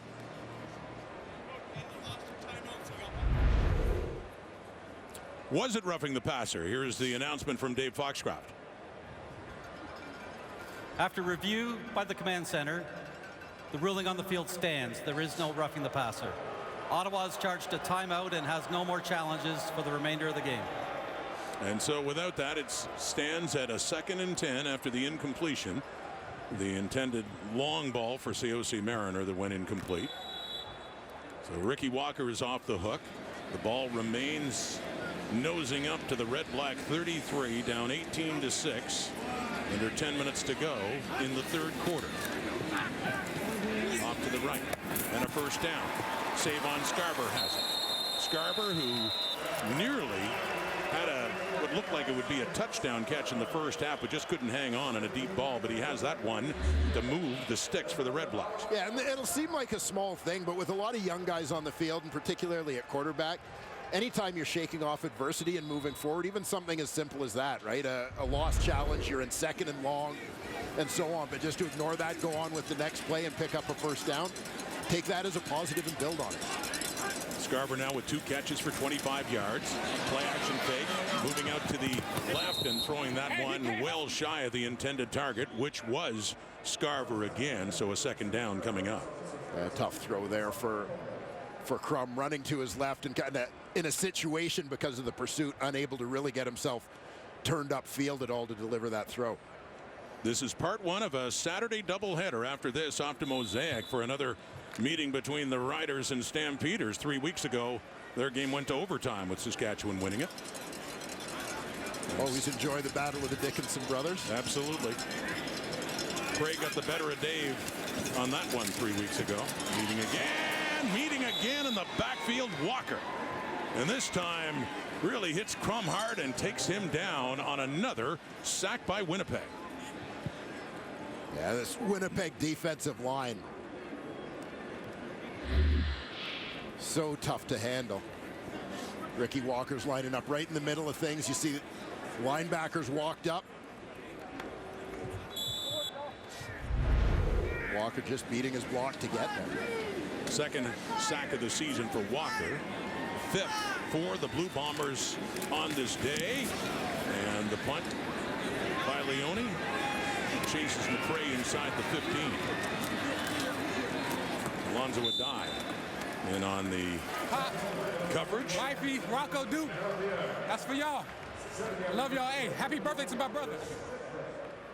Ricky Walker got some heat on earlier and then got the sack there. Yeah, we give so much attention to the Winnipeg defensive ends, Jefferson and Jeffcoat. You think about the guys that they've rolled through on the inside. Obviously, Jake Thomas has been the fixture, but it's gone from Steven Richardson to Casey Sales. Now Ricky Walker taking the majority of the snaps. They just keep producing. Back to Collaros, standing inside his 20. Looks deep over the middle, and Brady Oliveira breaks free inside the 40. Abdul Kenna finally takes him down inside the 25. Bombers, quick strike in business. The CFL's leading rusher has had a lot more success in the air in this game now. Yeah, mixing things up formation-wise. You're going to see Oliveira's going to free release from the backfield, and he's taking it straight down the seam here. Just caught Auclair a little bit flat-footed. Adai's trying to come over from his free safety spot to provide some help over the top. But well-placed ball from the veteran quarterback, Collaros. And again, nicely drawn-up play call from Buck Pierce. We're going to have to ask Lapo if that was one that came from the archives he talked about. Oliver in the first half, leading rusher, had 1 yard and 5 carries. That was a gain of 63. Through the air, here's Wolotarski. He's had a good game, gets it inside the 10 now for Winnipeg. Another first down. It'll be 1st and goal, Bombers. Threatening again. And Drew Wolotarski. He's been such a reliable receiver. Nothing flashy about his game. The University of Minnesota product, former supplemental draft pick for the Bombers.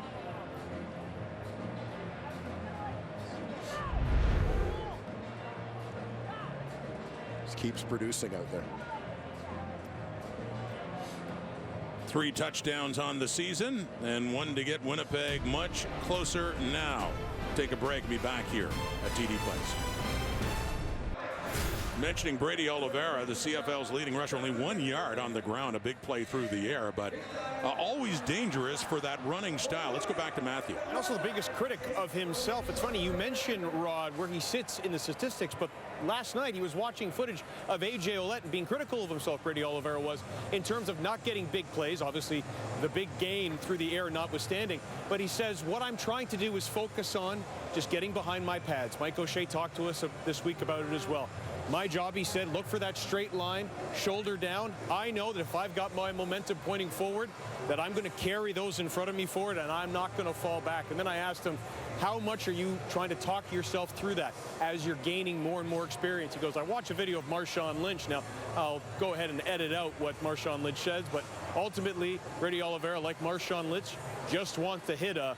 And I'll let you insert what that last 2 words could be. I think we can figure it out, Matthew. Thank you for that. But that running style, that north-south, and you think about that style and getting in behind the pants. Andrew Harris, not too many better than he was for that too, squaring up, running hard. Oliveira, the fake to him, the look into the end zone. Winnipeg touchdown. Drew Wolotarski has TD number 4 in 2023.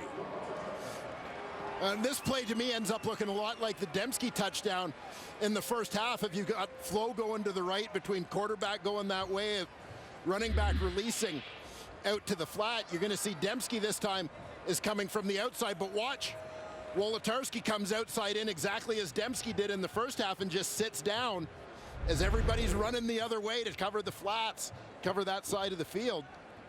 Collaros dumps it back to the inside to the open receiver. A fine season for 82. Came into the CFL back in 2017. Had over 600 yards receiving back in 2018. And not close to that since, but on a good pace so far. And in terms of touchdowns, 4 catches, 70 yards, and his 4th touchdown of the season in a 3-play, 86-yard drive as Winnipeg quickly answers back. Yeah, Drew Wolotarski, as I mentioned, picked in the supplemental draft in 2017. Winnipeg used a 3rd-round pick that I would say has more than paid dividends for them. Guy who quickly became a starter for this team and has just been a fixture in their lineup ever since. To that point, the continuity of this Bombers lineup, we talked about it at the quarterback position. They've only started 2 different quarterbacks against Ottawa in this matchup in the time. Ottawa has started 7 different quarterbacks. But you look throughout their roster, the continuity that they've had, and I know it was a big goal for them coming through the pandemic after winning that Grey Cup in 2019, that it was a priority to keep as much of the team together as they could going into 2021 with a short training camp and so on. And it's just gone forward from there, and there's a reason why this team has remained so competitive through the years. And not just in the receiving core, of course. You look at the offensive line since 19. A couple of changes inside, but a lot of consistency on this club. Yeah, and some of the changes you look at are changes that have come from within, guys who are already there. Dandridge on the return. Now a 19-point Winnipeg lead. Gets up around the 30.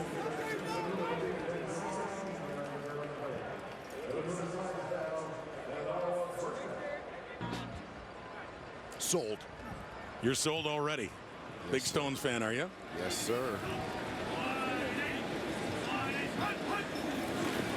It's a gas for Winnipeg. Not so for Ottawa. COC Mariner catches that one, and it's up around the 35. Second down coming up. A little closer to the 40, excuse me, about a yard away. A little play action you saw sucked in the defensive end, Anthony Bennett. Outstanding rookie for Winnipeg this year. Learning the ropes. University of Regina product. Learning from Jeff Coat and Jefferson at that defensive end spot. And if you're going to learn a thing or two about that position, not too bad having teachers like that. We got some movement on the line of scrimmage. A bomber firing out. And that is Willie Jefferson. Flags come out. Offside. Winnipeg, number 5. 5-yard penalty. That'll be a first down for Ottawa. Long body like that, firing out across the line of scrimmage. Pretty hard to get back, isn't it? Yeah, tough to hide.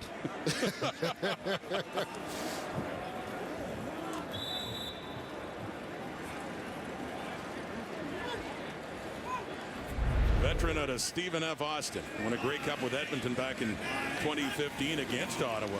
Later went on to Saskatchewan and then found quite a home in Winnipeg these last few years. Defensive Player of the Year in 2019. And another Defensive Player of the Year, Adam Bighill, involved in a tackle there on Jackson Bennett. Yeah, you think about Willie Jefferson and his career path. This is a guy who started his college career at Baylor as a wide receiver. Moves, like, imagine this guy lining up as wideout. But moves from wide receiver to tight end, eventually over to defensive line, where he has clearly found a home. Well, you like him on those 50-50 balls over the sideline, wouldn't you? Blitz coming, gets it away, near a first down. Evan Holm taking down Justin Hardy, but it looks like he will at the first, right at midfield. See where they spot the ball. Indeed, it does look like it is enough, nosing up to midfield. Watch Jackson Bennett in the Ottawa backfield here, stepping up. He knows that blitz is coming. He's got to get there. Took the worst of that collision with Brandon Alexander coming up the middle. Adam Bighill coming off the other edge, delivers a hit, but nice execution there against the blitz for the RedBlacks. Right at the 55 and a 1st and 10. Ottawa trailing by 19, rolling to the right, trying to get away from Bighill. Picks up a few more yards. We have seen Crum run the ball more often here in the second half. Just the one carry in the first. Yeah, whatever it takes to keep those sticks moving. For Dustin Crum, quick look, see a run lane, take advantage, positive play, get yourself into 2nd and medium. 5 yards exactly, so the 2nd and 5 coming up, the Winnipeg 50.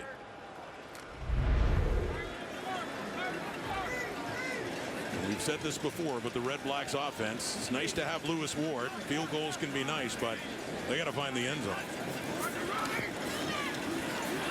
More pressure coming. He steps up and he gets away, and he gets it inside the 45. So with the legs of Crum working again, another RedBlacks first down.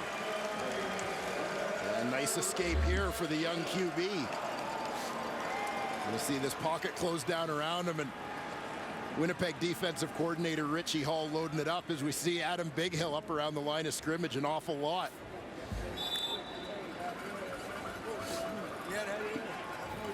Well, he had 1 carry for 9 yards in the first. He now has 5 carries for 41. At the Winnipeg 43. Handing off to Bennett. He grinds his way for about 3 more yards, getting down near the 40. So, yeah, I mean, you can bring it up. They're within Lewis Ward range, but you got to be, at this point, or at what point do you start thinking 3-down football here? Yeah, I mean, I think you give it a little bit of time into the fourth quarter, at least. But, yeah, tough to carve down that 19-point deficit 3 points at a time, especially when you got to contain Winnipeg's offense at the same time. A big second down for this Red Blacks offense. 2nd and 7 at the Winnipeg 40. Crum with time. He steps up. He's going to run again.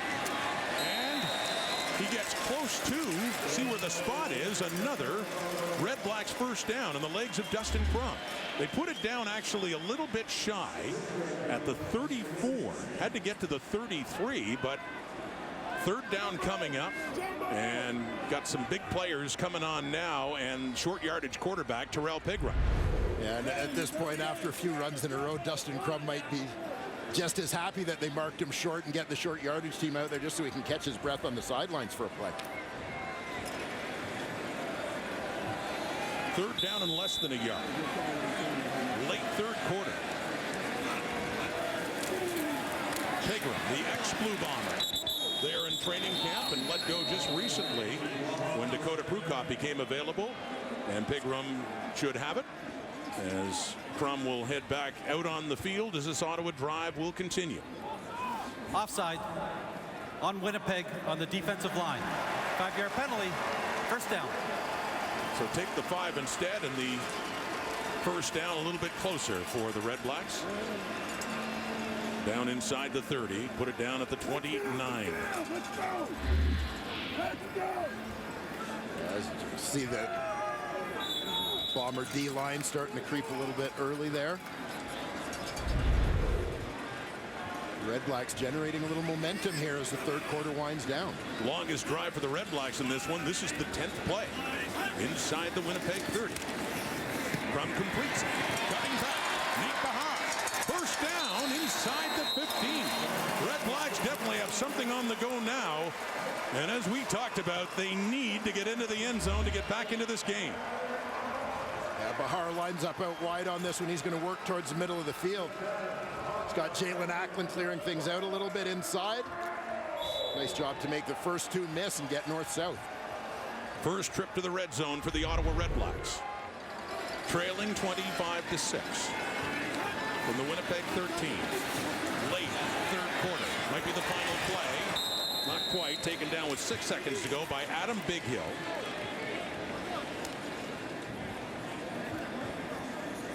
On COC Mariner. Another tackle for Bighill. Yeah, you're going to see Mariner in this one just works underneath. They get the fullback in on the play, Gosselin, who's runs an under from the other side, but you can see he's basically just waiting to try and create traffic, a rub, if you will, for the receiver coming from the other side. Not tackled by Bighill on Mariner. Forces a loss of 2. 2nd and 12, Winnipeg 15. With a big second down. And closer to the end zone for Mariner, and down incomplete, down around the 2 or 3. So, 3rd down.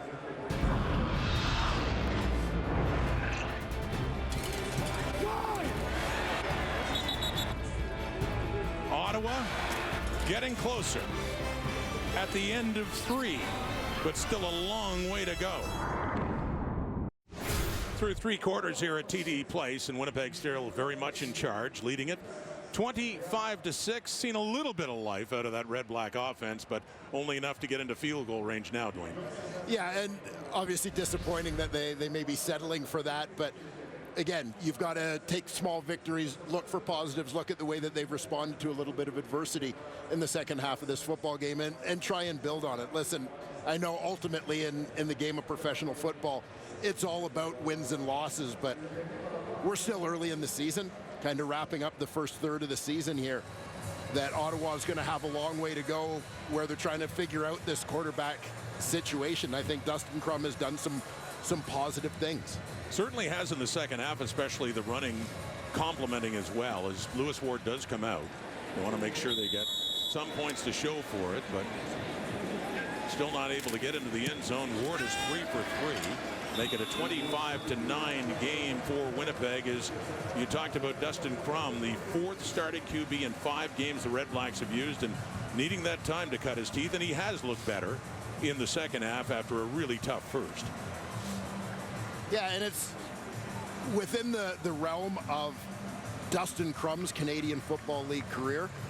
Ultimately, he's now into, call it his second full game in the Canadian Football League. Came on during the first half last week. You know, I mean, that's a huge amount of experience, relatively speaking, for him. That just the number of reps that he's gotten compared to where he was a week ago, that you're going to see that growth early on, I think, as a positive thing. With Jeremiah Masoli not ready at the start of the season, Nick Arbuckle made the first 2 starts, then Tyree Adams, and a victory for Ottawa. He got hurt, and then Masoli injured, of course, last week. And the horrible moment, and Crum coming on, and now the 4th starter, as mentioned, for Ottawa. So it's Winnipeg's offense on the field now with their lead cut by 3, and that's Brady Oliveira, or excuse me, Nick Dembski. Yeah, and you know, this is part of the challenge for Ottawa in terms of trying to get back in this football game. Well, technically it's a 2-score game, 16-point deficit right now, but you've also got Winnipeg, which is such a great closing team with their run game, and whether it's going to be Dembski and Bailey on the receiver runs, you can get McRae involved as well, but obviously Brady Oliveira in that offensive line, they can eat up that clock. Empty backfield, deep look, right, wide open, no, that one is dropped. And someone we're used to seeing making clutch plays, one of the top receivers in the game, Dalton Schoen, couldn't hang on. Yeah, Schoen's going to come out of the slot on this one, taking full advantage of that waggle and just accelerating to get in behind Abdul Kenna. Claros drops it in there, but as you mentioned, a rare miss for Dalton Schoen. Kind of the king of the home run ball a year ago.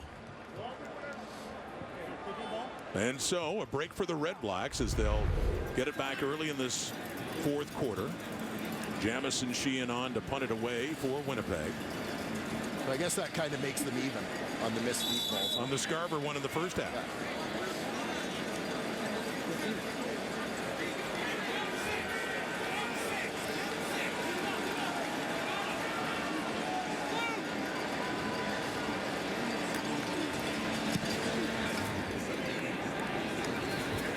Dandridge at the 15. Picks up 3. Brian Cole, another special teams tackle for him, as Crum and that Ottawa offense heads back out on the field.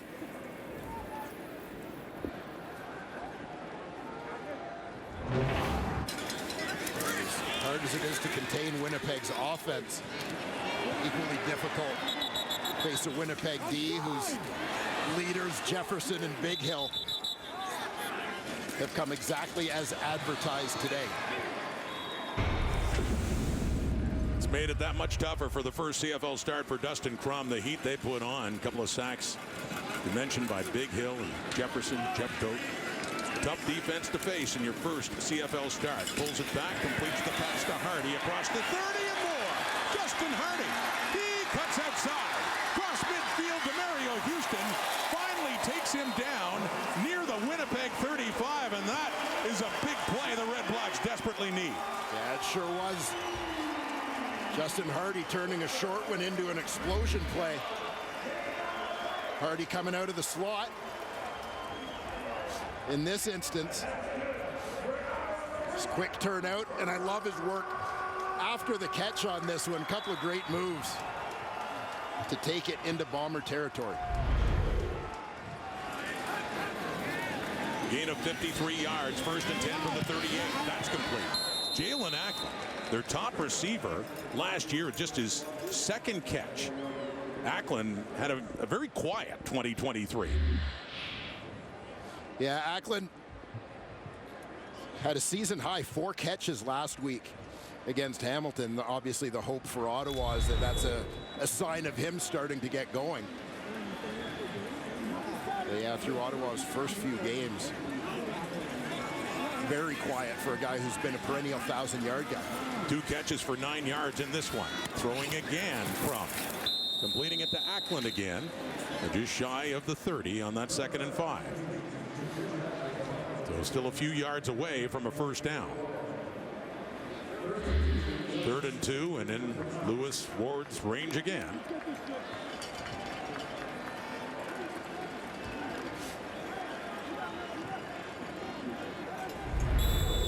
Yeah, picking away, taking what they're getting.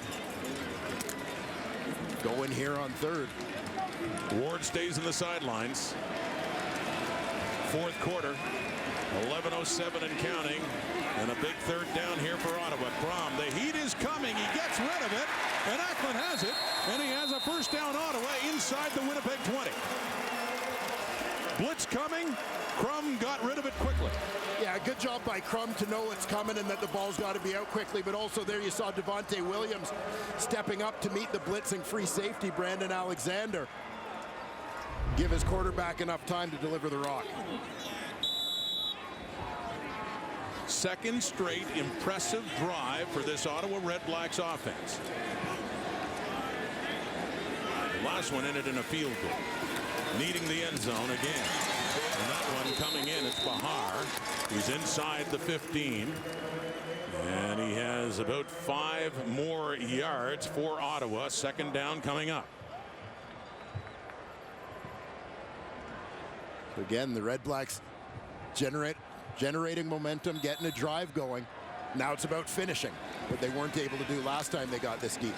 5 straight completions for Dustin Crum, who's looking more comfortable now after a difficult start as this game goes on.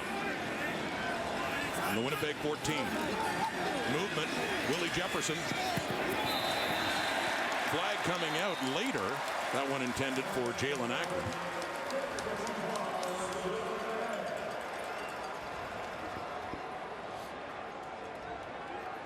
The RedBlacks live to fight another down.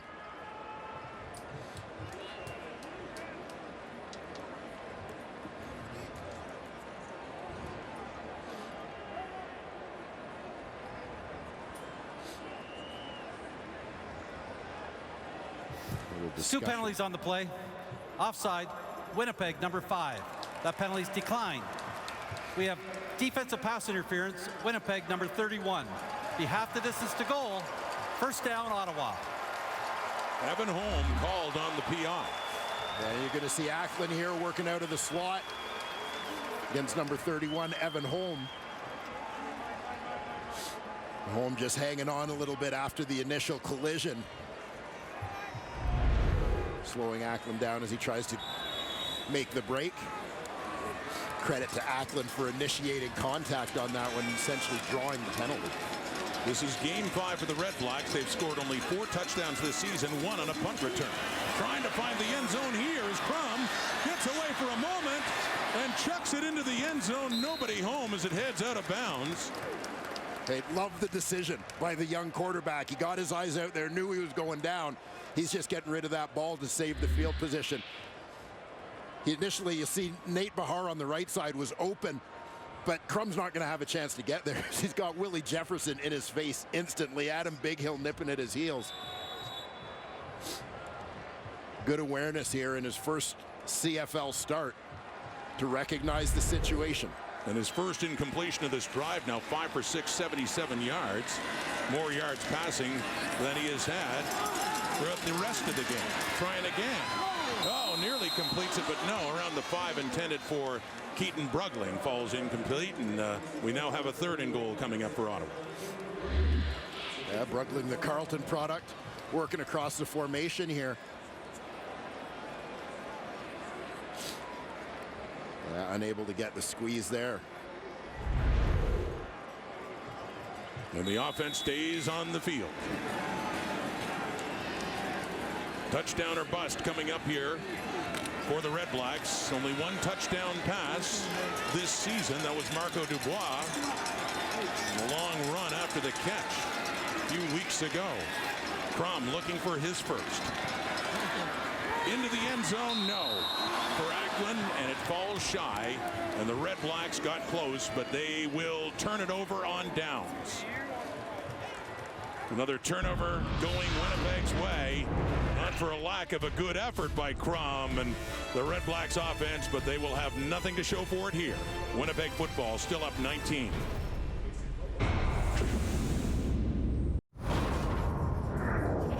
Zach Collaros with his team leading again, and a sample of his work so far in this game. Yeah, another big day for the Bombers quarterback. And you know, you kind of take it for granted. He has just been so good since donning the blue and gold. But Zach, 18 for 27 on the day, 297 yards, couple touchdowns, no picks. There's no wonder this guy's the back-to-back reigning most outstanding player in the Canadian Football League. Last year, the first, he went over 4,000 yards in his career. Of course, many of his seasons with Hamilton shortened by injury. On pace right now for even more than that to the two-time MOP. And on the ground, Brady Oliveira. And a longer gain for him the way it's gone on the ground for the CFL's leading rusher. Yeah, you look at what Zach has done. And look at the name ahead of him. Yes, sir. The most legendary of legendary Ottawa CFL players, Russ Jackson, who retired back in 1969, standing at fifth. With a win by Collaros, he would jump ahead by a couple of percentage points. Second and 4 coming up, and with 19, 16-point lead. So still, yes, 2 scores, but Ottawa was so close to making it a 1-score game. Couldn't get it done on the third down and goal. So Winnipeg still in charge. Taking the handoff, dumping it off to Oliveira. Oh, he lost the ball after a good run after the catch, and the Red Blacks have it. Damon Webb, and he coughs it up after he was hit. The whistle blowing as Frankie Griffin running with it, but it's another break the Red Blacks need after Oliveira had something good going after the catch. A turnover going Ottawa's way. Oliveira stayed in bounds. It got punched out and ultimately recovered there by Damon Webb. A nice play call there for the Winnipeg Blue Bombers, but Adam Auclair makes it all for naught. Holding the turnover sledgehammer on the sidelines as he was the man who tracked down Oliveira and punched that one out with the right hand. Nice job by the Red Blacks middle linebacker. A little bit of a scramble there before D. Webb ultimately comes up with the ball. Right at the Ottawa 54, so just shy of midfield. Still down 16.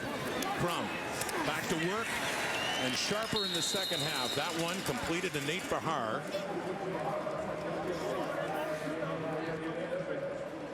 Bahar working back to the football here. They spot at just shy of a first down, about a 9-yard pickup here.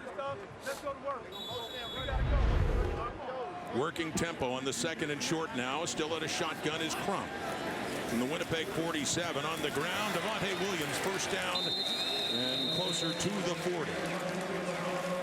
The drive continues, and yeah, it has been, even though they don't have the points to show for it, a very different looking Ottawa offense the second half. Yeah, definitely a nice burst there from Devontae Williams, offensive line. Creating a nice run lane for him. To the Winnipeg 41, throwing off to his right. And coming down with that is Jalen Ackland with Evan Holm on him. And looks like Ackland is a left or right leg injury. He gets up though. Yeah, I wonder if that was a cramp the way he worked on it, but good battle going on between he and Evan Holm over there. Ackland heating up a little bit here in the second half, which is a positive again for Ottawa. And they spotted at the 30, so that's another first down. So Crum and company continue to impress. Said it before, and I'll say it again. Of course, they need the end zone. On the ground, breaking out to the right, Ethan Nichols helping take down Devontae Williams, but not until he gets just inside the Winnipeg 25. 5.5 minutes on the clock. Still time. They can get a touchdown here and get it to a one-score game. Yeah, the compete level in Ottawa, and we saw it last week in Hamilton as well after Jeremiah Masoli went down. The factor that can't be denied. Crum takes up. It's taken down around the 10. Another first down. And you wonder if going forward, the way that Dustin Crum has been able to hurt Winnipeg a little bit with his legs, if opposing teams may start to spy the Ottawa quarterback a little bit. Right at the 10, a first and goal. Dominating in first downs in the second half. Oh, Brandon Alexander comes in, and Crum was able to get it away afterwards. Down near the end zone, he did not see Alexander coming in the safety blitz. Yeah, I love this. Alexander is coming from the bottom of your screen. We've seen him on the safety blitz up the middle a couple of times. This time, end of the line with another linebacker coming from that side. That eats up the running back. Leaves Alexander free, but moving him around to different places. Love what Richie Hall has done defensively. In the first half, Winnipeg had 13 first downs, Ottawa 3. In the second half, Ottawa has 14, Winnipeg 3. But on the scoreboard, which matters most, it's a big difference, isn't it? And it's not going to help here as the Bombers register another sack. It is Les Maruo, the linebacker, in to take him down in the 6th sack for Winnipeg's defense in this game. Yeah, you see Maruo, 2-point stance there up at the line of scrimmage from his linebacker spot and just comes underneath on the running back, Devontae Williams. Just needs to be a little firmer on that inside leg.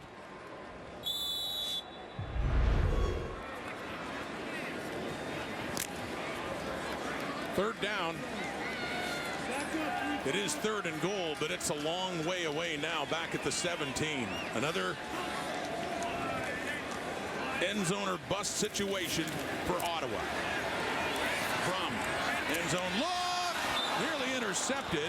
Doesn't matter anyway. Houston got his hands on it. He doesn't get the pick, but it is a turnover Holding. Again. Ottawa number 59. The penalties declined. Ball will be turned over on downs. First down, Winnipeg. Another turnover for Winnipeg on the holding penalty is declined. So Houston nearly had another interception. Still a turnover. It is now time to present the Coors Light Moment of Chill. We take a look at players and coaches before the game. Mike O'Shea with a handshake there for a couple of his players, a routine. Every member of the team, a pregame ritual, a little embrace there for his quarterback. And Bob Dice, first year as a full-time CFL coach and going around and doing the same thing. Wishing them a good game. Coors Light Moment of Chill. And we talk about Mike O'Shea especially and how things have gone for him with a victory here, and they're closing in on it. He would pass Cal Murphy for his 87th regular season win, and that will be second most in the history for head coaches of the Winnipeg Blue Bombers. Bud Grant is the leader. He's number 1. Cal Murphy had been second, the late Cal Murphy, who passed away back in 2012, and a great head coach in the CFL. And O'Shea tied him last week and could go ahead, assuming the Bombers do hang on for a victory here. Take a break. 3-minute warning here in the 4th. Thank you, Kate. So part 2 coming up. Lots of CFL football on this Saturday. And as we close out here, and Zach Collaros and the Bombers with the ball and still with a 16-point lead, Paul Lapalisse is back with us as we talked about Mike O'Shea, someone you've worked with, Lapo, in Winnipeg, and not only then when he was a player in Toronto when you were an assistant coach. And he is closing in on his 87th victory as head coach of the Bombers. That one's intercepted, Ottawa. Brandon Dandridge. Touchdown. And a huge touchdown for the RedBlacks when their offense had been moving down and couldn't get it into the end zone. On defense, they suddenly do.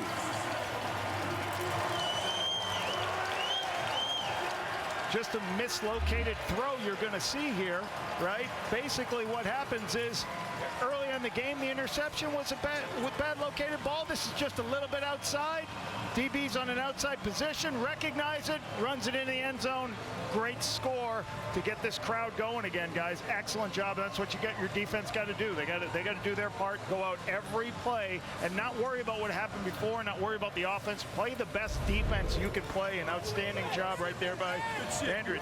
That is just the 5th touchdown scored by Ottawa this season. 3 on offense, the other 2 by Brandon Dandridge. 1 a punt return touchdown, and the other this pick 6. And now, would this be a bad time to bring up as they pull within 10, that 11-point swing? There you go. In the first half on a penalty and a drop ball? Well, they have to go for 2, of course, to get it to a 1-score game, get it down to 8. Not much choice here with 2.5 to go. The end zone look. They got it. 2-point conversion. 1-score game.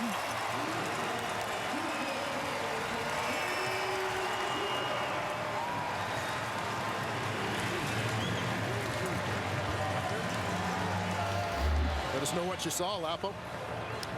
Yeah, I think they're going to motion in. They're going to motion to the boundary here to just throw a nice, easy. I believe it's just going to be a nice, easy throw here with 2 hitches underneath. And Zach takes the underneath throw, but I just think what happens is he just misses this throw. That's what they got. 2 underneath throws with a corner route. Okay, and the thing I see at the end of that, Wolotarski starts to move, right? He thinks he starts to move inside, and you just can't do that. Like, Zach's ready to throw the ball. He's got to stay out there. That may be what happened here. And then on the convert, really good throw. They've gotten better protection this half, guys. I really think they've done a better job of protecting Dustin, make sure he has to throw off the wider edge free rushers and that. So, hey, we've got a game. That was the 7th career pick 6 thrown by Zach Collaros, his first as a member of the Bombers. And if Mike O'Shea had been listening with about 3 minutes to go talking about him closing in on a victory here, he'd be cursing us. Yes.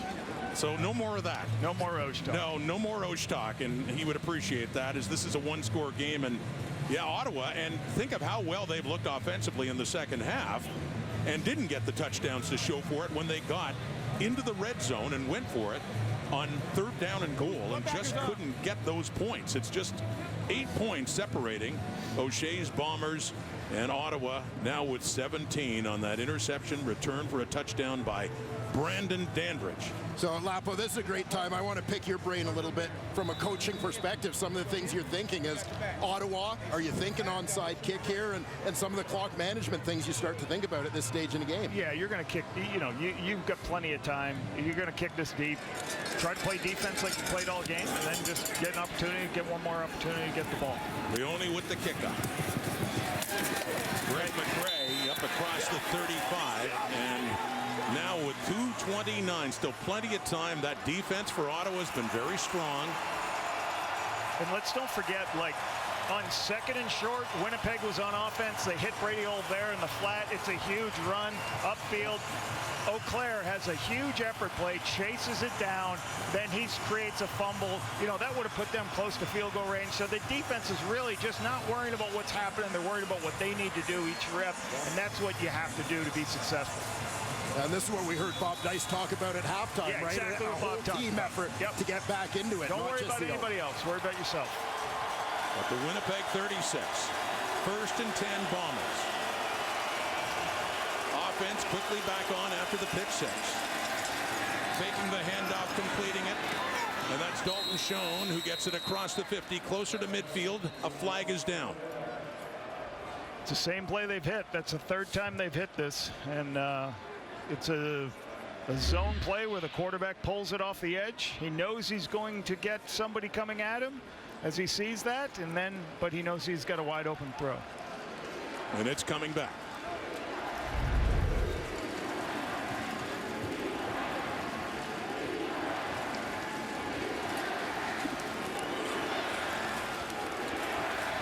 Legal interference, blocking downfield. Winnipeg, number 10. Prior to the pass was thrown. That's a 10-yard penalty. Repeat, 1st down. And Nick Dembski knowing where the ball was going, what they're trying to set up. I mean, it's almost like an extended screenplay, essentially. And going to Schoen with the ball, but Dembski a little bit early, getting out there with the block. Watch Dembski coming from the bottom of your screen. He's right on the hash mark. Just blocking a little bit early on, I believe it was Douglas Coleman. 1st and 20 now on that 10-yard penalty. Completing that one.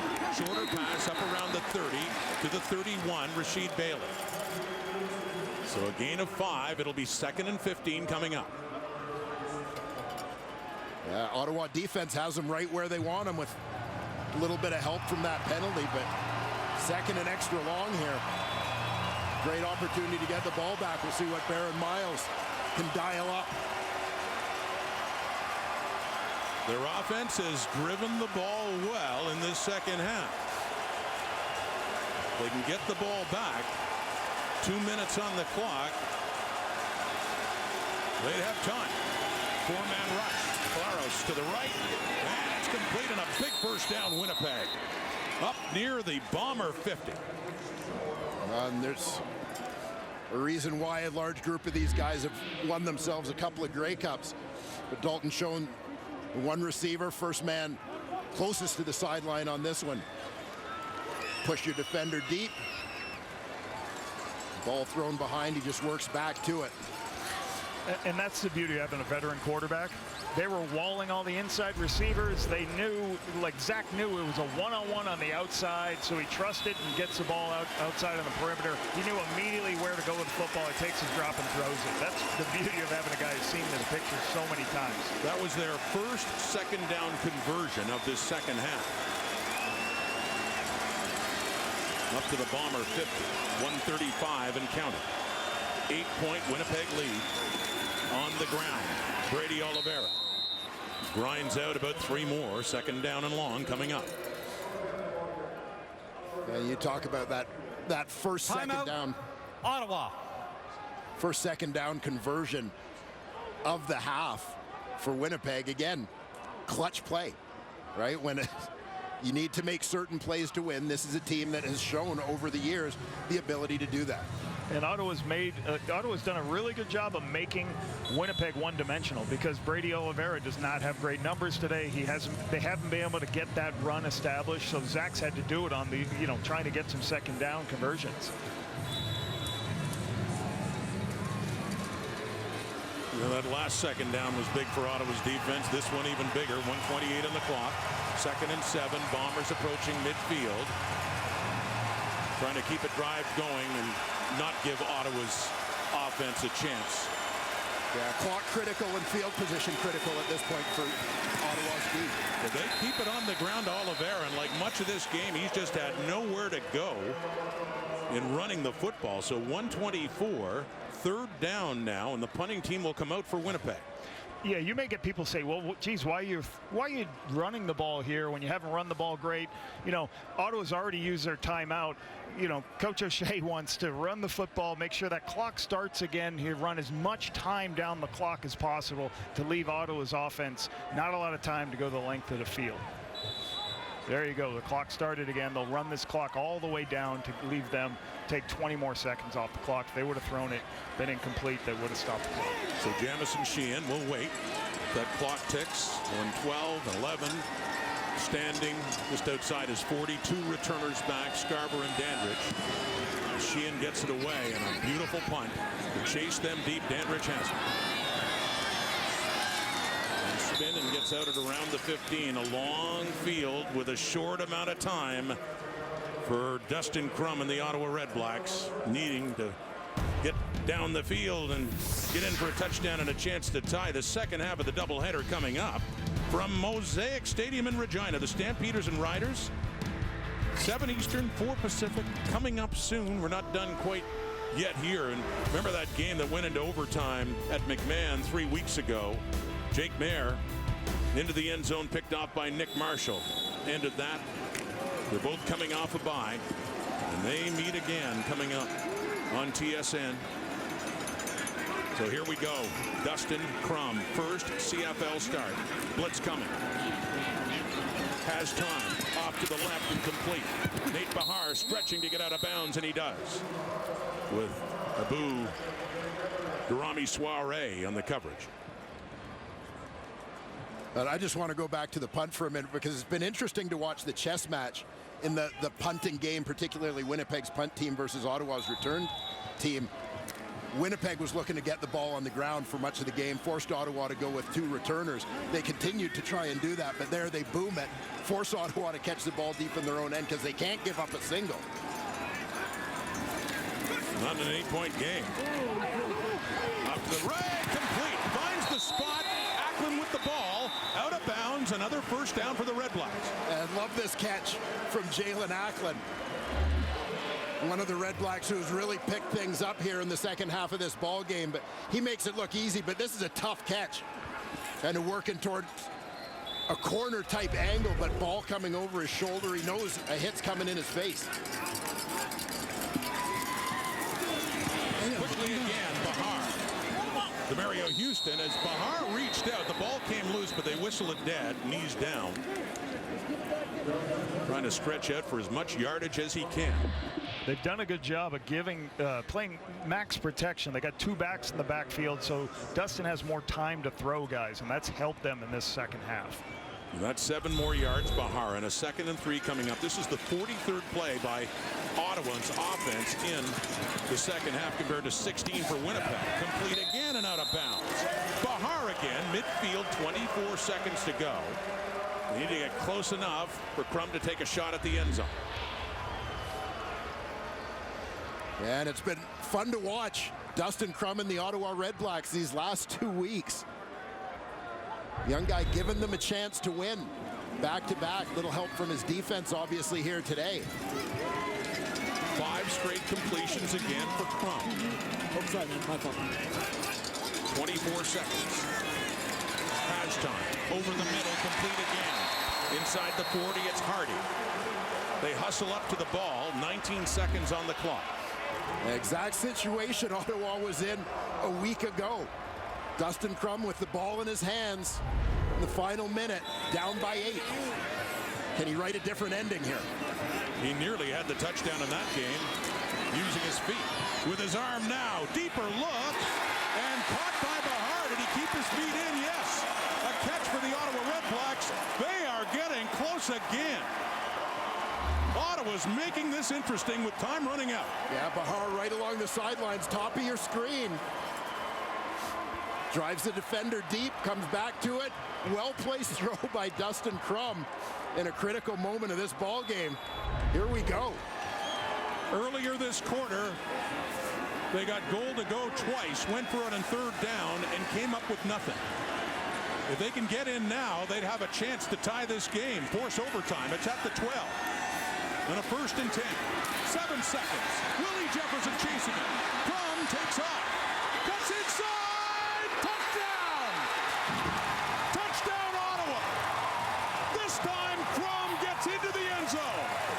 And the RedBlacks, incredibly, are a 2-point convert away from forcing overtime.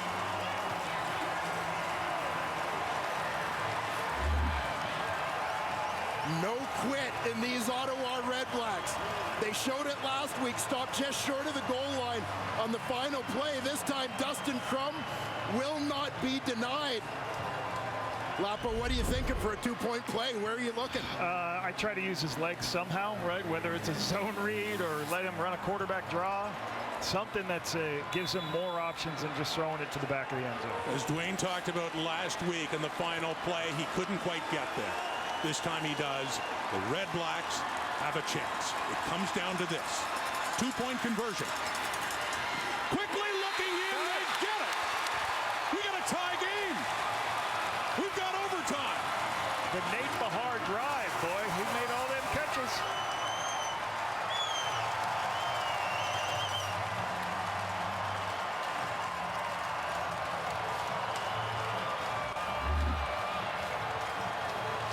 We talked about Nate Bahar off the top as the security blanket for the young quarterback, and at a critical time, who does he go to?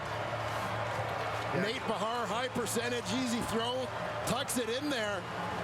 Yeah, you gotta love that. Bobby Dyson, the Ottawa RedBlacks, coming all the way back. What a character builder, regardless of how this finishes for the Ottawa RedBlacks.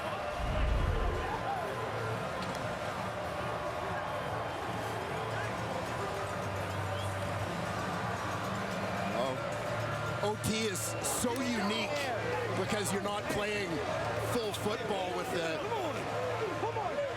shootout style overtime, but we'll see if they're able to carry over momentum here. The rules of overtime. Captains, I have the coin for the overtime period. The league logo is heads. The team logo is tails. Winnipeg, you're the visitors. What's your choice?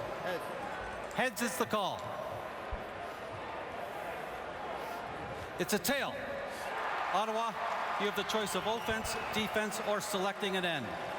You'll go on defense. What end would you like the first period inning to be played at? At this end. Okay. Winnipeg's on offense at this end. The Red Blacks want to go second, of course, to see what they're going to need after this first possession by Winnipeg. 2 mini games.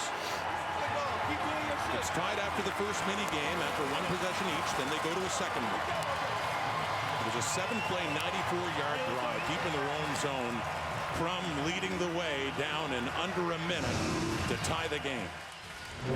I would take a look back at this drive. Just great poise by Dustin Crum, but you know, Lapo, you also got to like the receivers stepping up and making plays throughout this. Yeah, earlier in the game, you know, they had the touchdown drop probably, right? These guys have made catches. There's a couple balls behind them that they made, and then Dustin uses his legs to get in, right? And great play by Nate Behar, just sitting in the zone, understanding he's got nobody there. Good read by Dustin.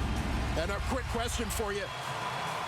You know, conventional wisdom suggests that you want to go second in overtime, know what you need. Would you ever consider going first given the way this game ended? No, you still want to know how many points you got. Here we go, overtime. Play fake and off to the left for Tavares. He completes that to Rashid Bailey. And real important, those first plays, you do not want to take a sack, lose yardage, because you knock yourself out of even kicking a field goal. So positive play, first down to get them in a good position. They get 5, so a 2nd and 5 coming up here on the Ottawa 30. They started big. Now Greg McRae is into the game for Winnipeg, going back to that traditional 5-receiver set.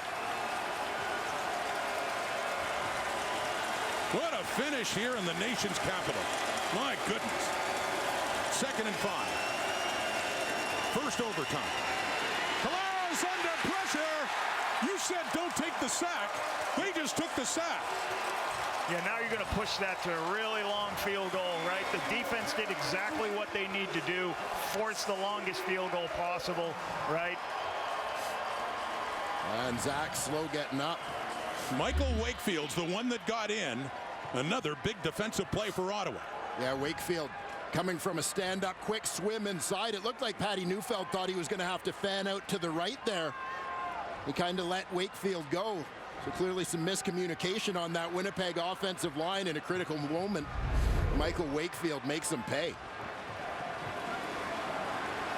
And so Sergio Castillo comes on to see if he can put 3 on the board here in this overtime for the Bombers. It will be a 48-yard try.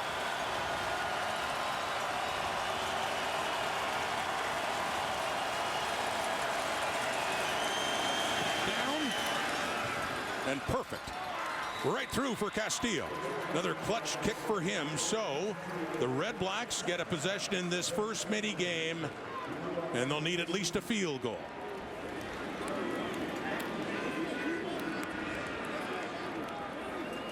A welcome to viewers on CBS Sports Network tuning in for the Saskatchewan Roughriders Calgary Stampeders.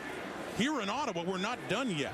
At one point, the Red Blacks trailed Winnipeg by 19, and they came back down 16 under 3 minutes to go, including a last-minute drive to tie this game. We're in overtime. Winnipeg has just kicked a field goal in this first mini game. Ottawa football, a touchdown would win it. A field goal would force a second mini game. Dustin Crum in his first CFL start. 4 receivers to the right. On the toss left. Devontae Williams breaks a tackle. And he gets it inside the 30. A nice execution on this little option by Dustin Crum, drawing the edge defender in. Willie Jefferson coming towards the quarterback. Hangs on just long enough to basically free up the edge for Devontae Williams. Nice first down run. And a gain of 6, a 2nd and 4 coming up.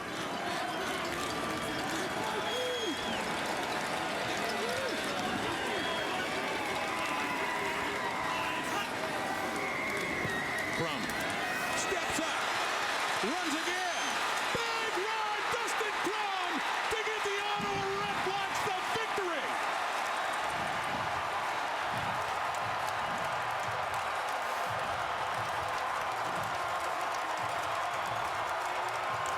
Incredible. This is a team that's needed more than a crumb of hope. They got a lot more in their rookie quarterback on this unlikely comeback. Just yards away from the win or the tie last week in Hamilton. Looking to write a different ending this week, and they did exactly that. Dustin Crum, in his first Canadian Football League start, leads his team back. And here with the winning touchdown in overtime. He scored the touchdown on the final play of regulation, leading to a 2-point convert to tie it. In this game, he had 9 carries for 103 yards, and he scored 2 touchdowns, including that one, to give the RedBlacks their 2nd victory of the season, their 2nd straight at home, and they just beat the Winnipeg Blue Bombers in the process. What a magical moment here in the nation's capital.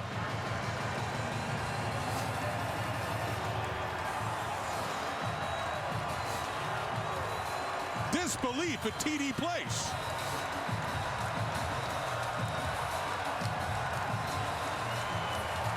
A 16-point comeback in the final couple of minutes, and in overtime.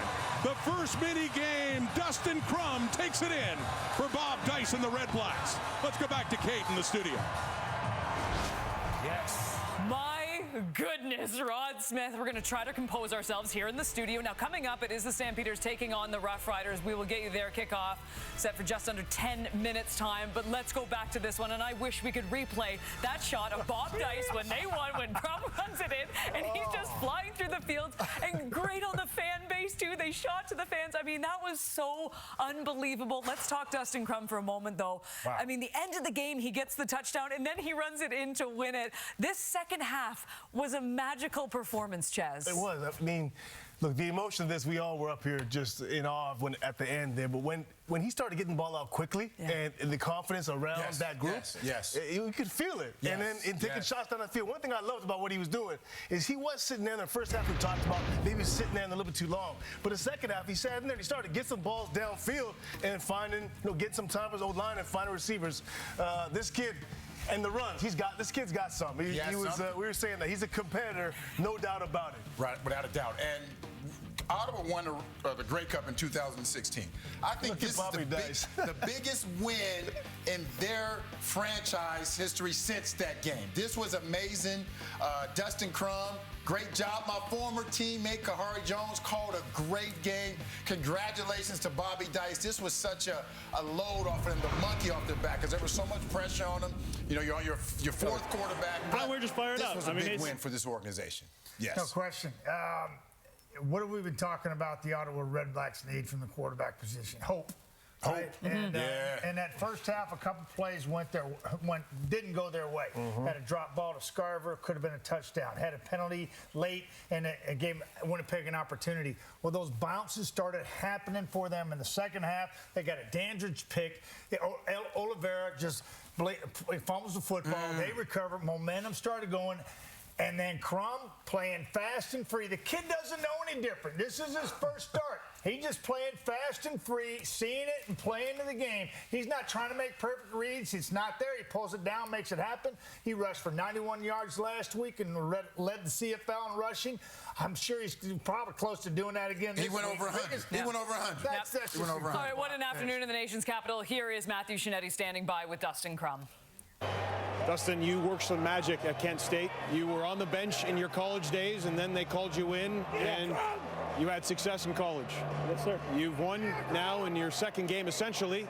But in that moment when you were running and you saw the path open up, not just on the game-winning touchdown, yes, sir, but also to tie the game, what did you feel? I mean, excitement, honestly, in that moment. I knew I had a chance. I had one-on-one, two-way go in the open field and just tried to finish. I mean, as a quarterback who likes to be able to use his feet, I feel like whenever you get in the open field, kind of sliding is kind of not my go-to. But in that moment, I was just trying to finish for our team, get a W. Defense played their butts off. The O-line fought their butts off. The receivers did a great job for me and just tried to finish it for them there. I saw you and Nate Behar have a conversation before that final game-tying drive. What did you tell each other? We're just fired up. I mean, Nate's a competitor. I'm a competitor. I mean, every guy in that sideline is a competitor, and we were just fighting to the last whistle and trying to get the win for the crowd. What are you learning about the CFL game? Down 16, you're never out of it, especially in the last 3 minutes. Never out at any point, especially when you got a bunch of guys, like I said, that compete to the very end. Coaching staff that's going to keep fighting for us. We just kept battling, and defense made a great opportune play there to get us back in the game, get some momentum, and guys were able to capitalize off it. Congratulations. Thank you so much. I remember that strip on Oliveira. That was the turning point of the game. That was it. It was a turning point. He doesn't sack, he doesn't strip, and then it's over. Yeah, you know what? Okay, we could talk the next 2 minutes about this, but instead we're going to turn our attention to the next game. And good luck, by the way, to the Riders in the stands after that. We expect the exact same thing. All right, let's take a look at these two teams now. We got a 1-3 Stamps team. You got a 3-1 Riders team. Riders wins by 4-3-1. Look, I know a win's a win, Milt, but when it comes to what they've done so far this season, I mean, Elks, Stamps, Elks, they really have had a tough time getting these wins. Those were the teams that were on their schedule. I agree. I knew you were going to say that. It doesn't matter how you get it done. Man, I want to talk about is Jake Mayer. You know, there's some pressure on him because of the last time they played and how that game ended. I know he has a bad memory in his head right now, and yes, he needs to come out and play better. But talking about Saskatchewan, they won the games they were supposed to win. The games are on their schedule. I've been impressed with the way Trevor Harris has conducted himself on this new football team. And Kelly Jeffries is an OC under a lot of pressure this offseason. Y'all remember talking about him. Everybody's throwing him under the bus. What's he going to do? Trevor Harris, he's gone out there and won 3 ball games he's supposed to win. He's been on point, and he's been slicing and dicing defenses. Sask wins this game, they'll be up 3 and have the head-to-head. So huge and a pivotal time for what might happen in November. Right.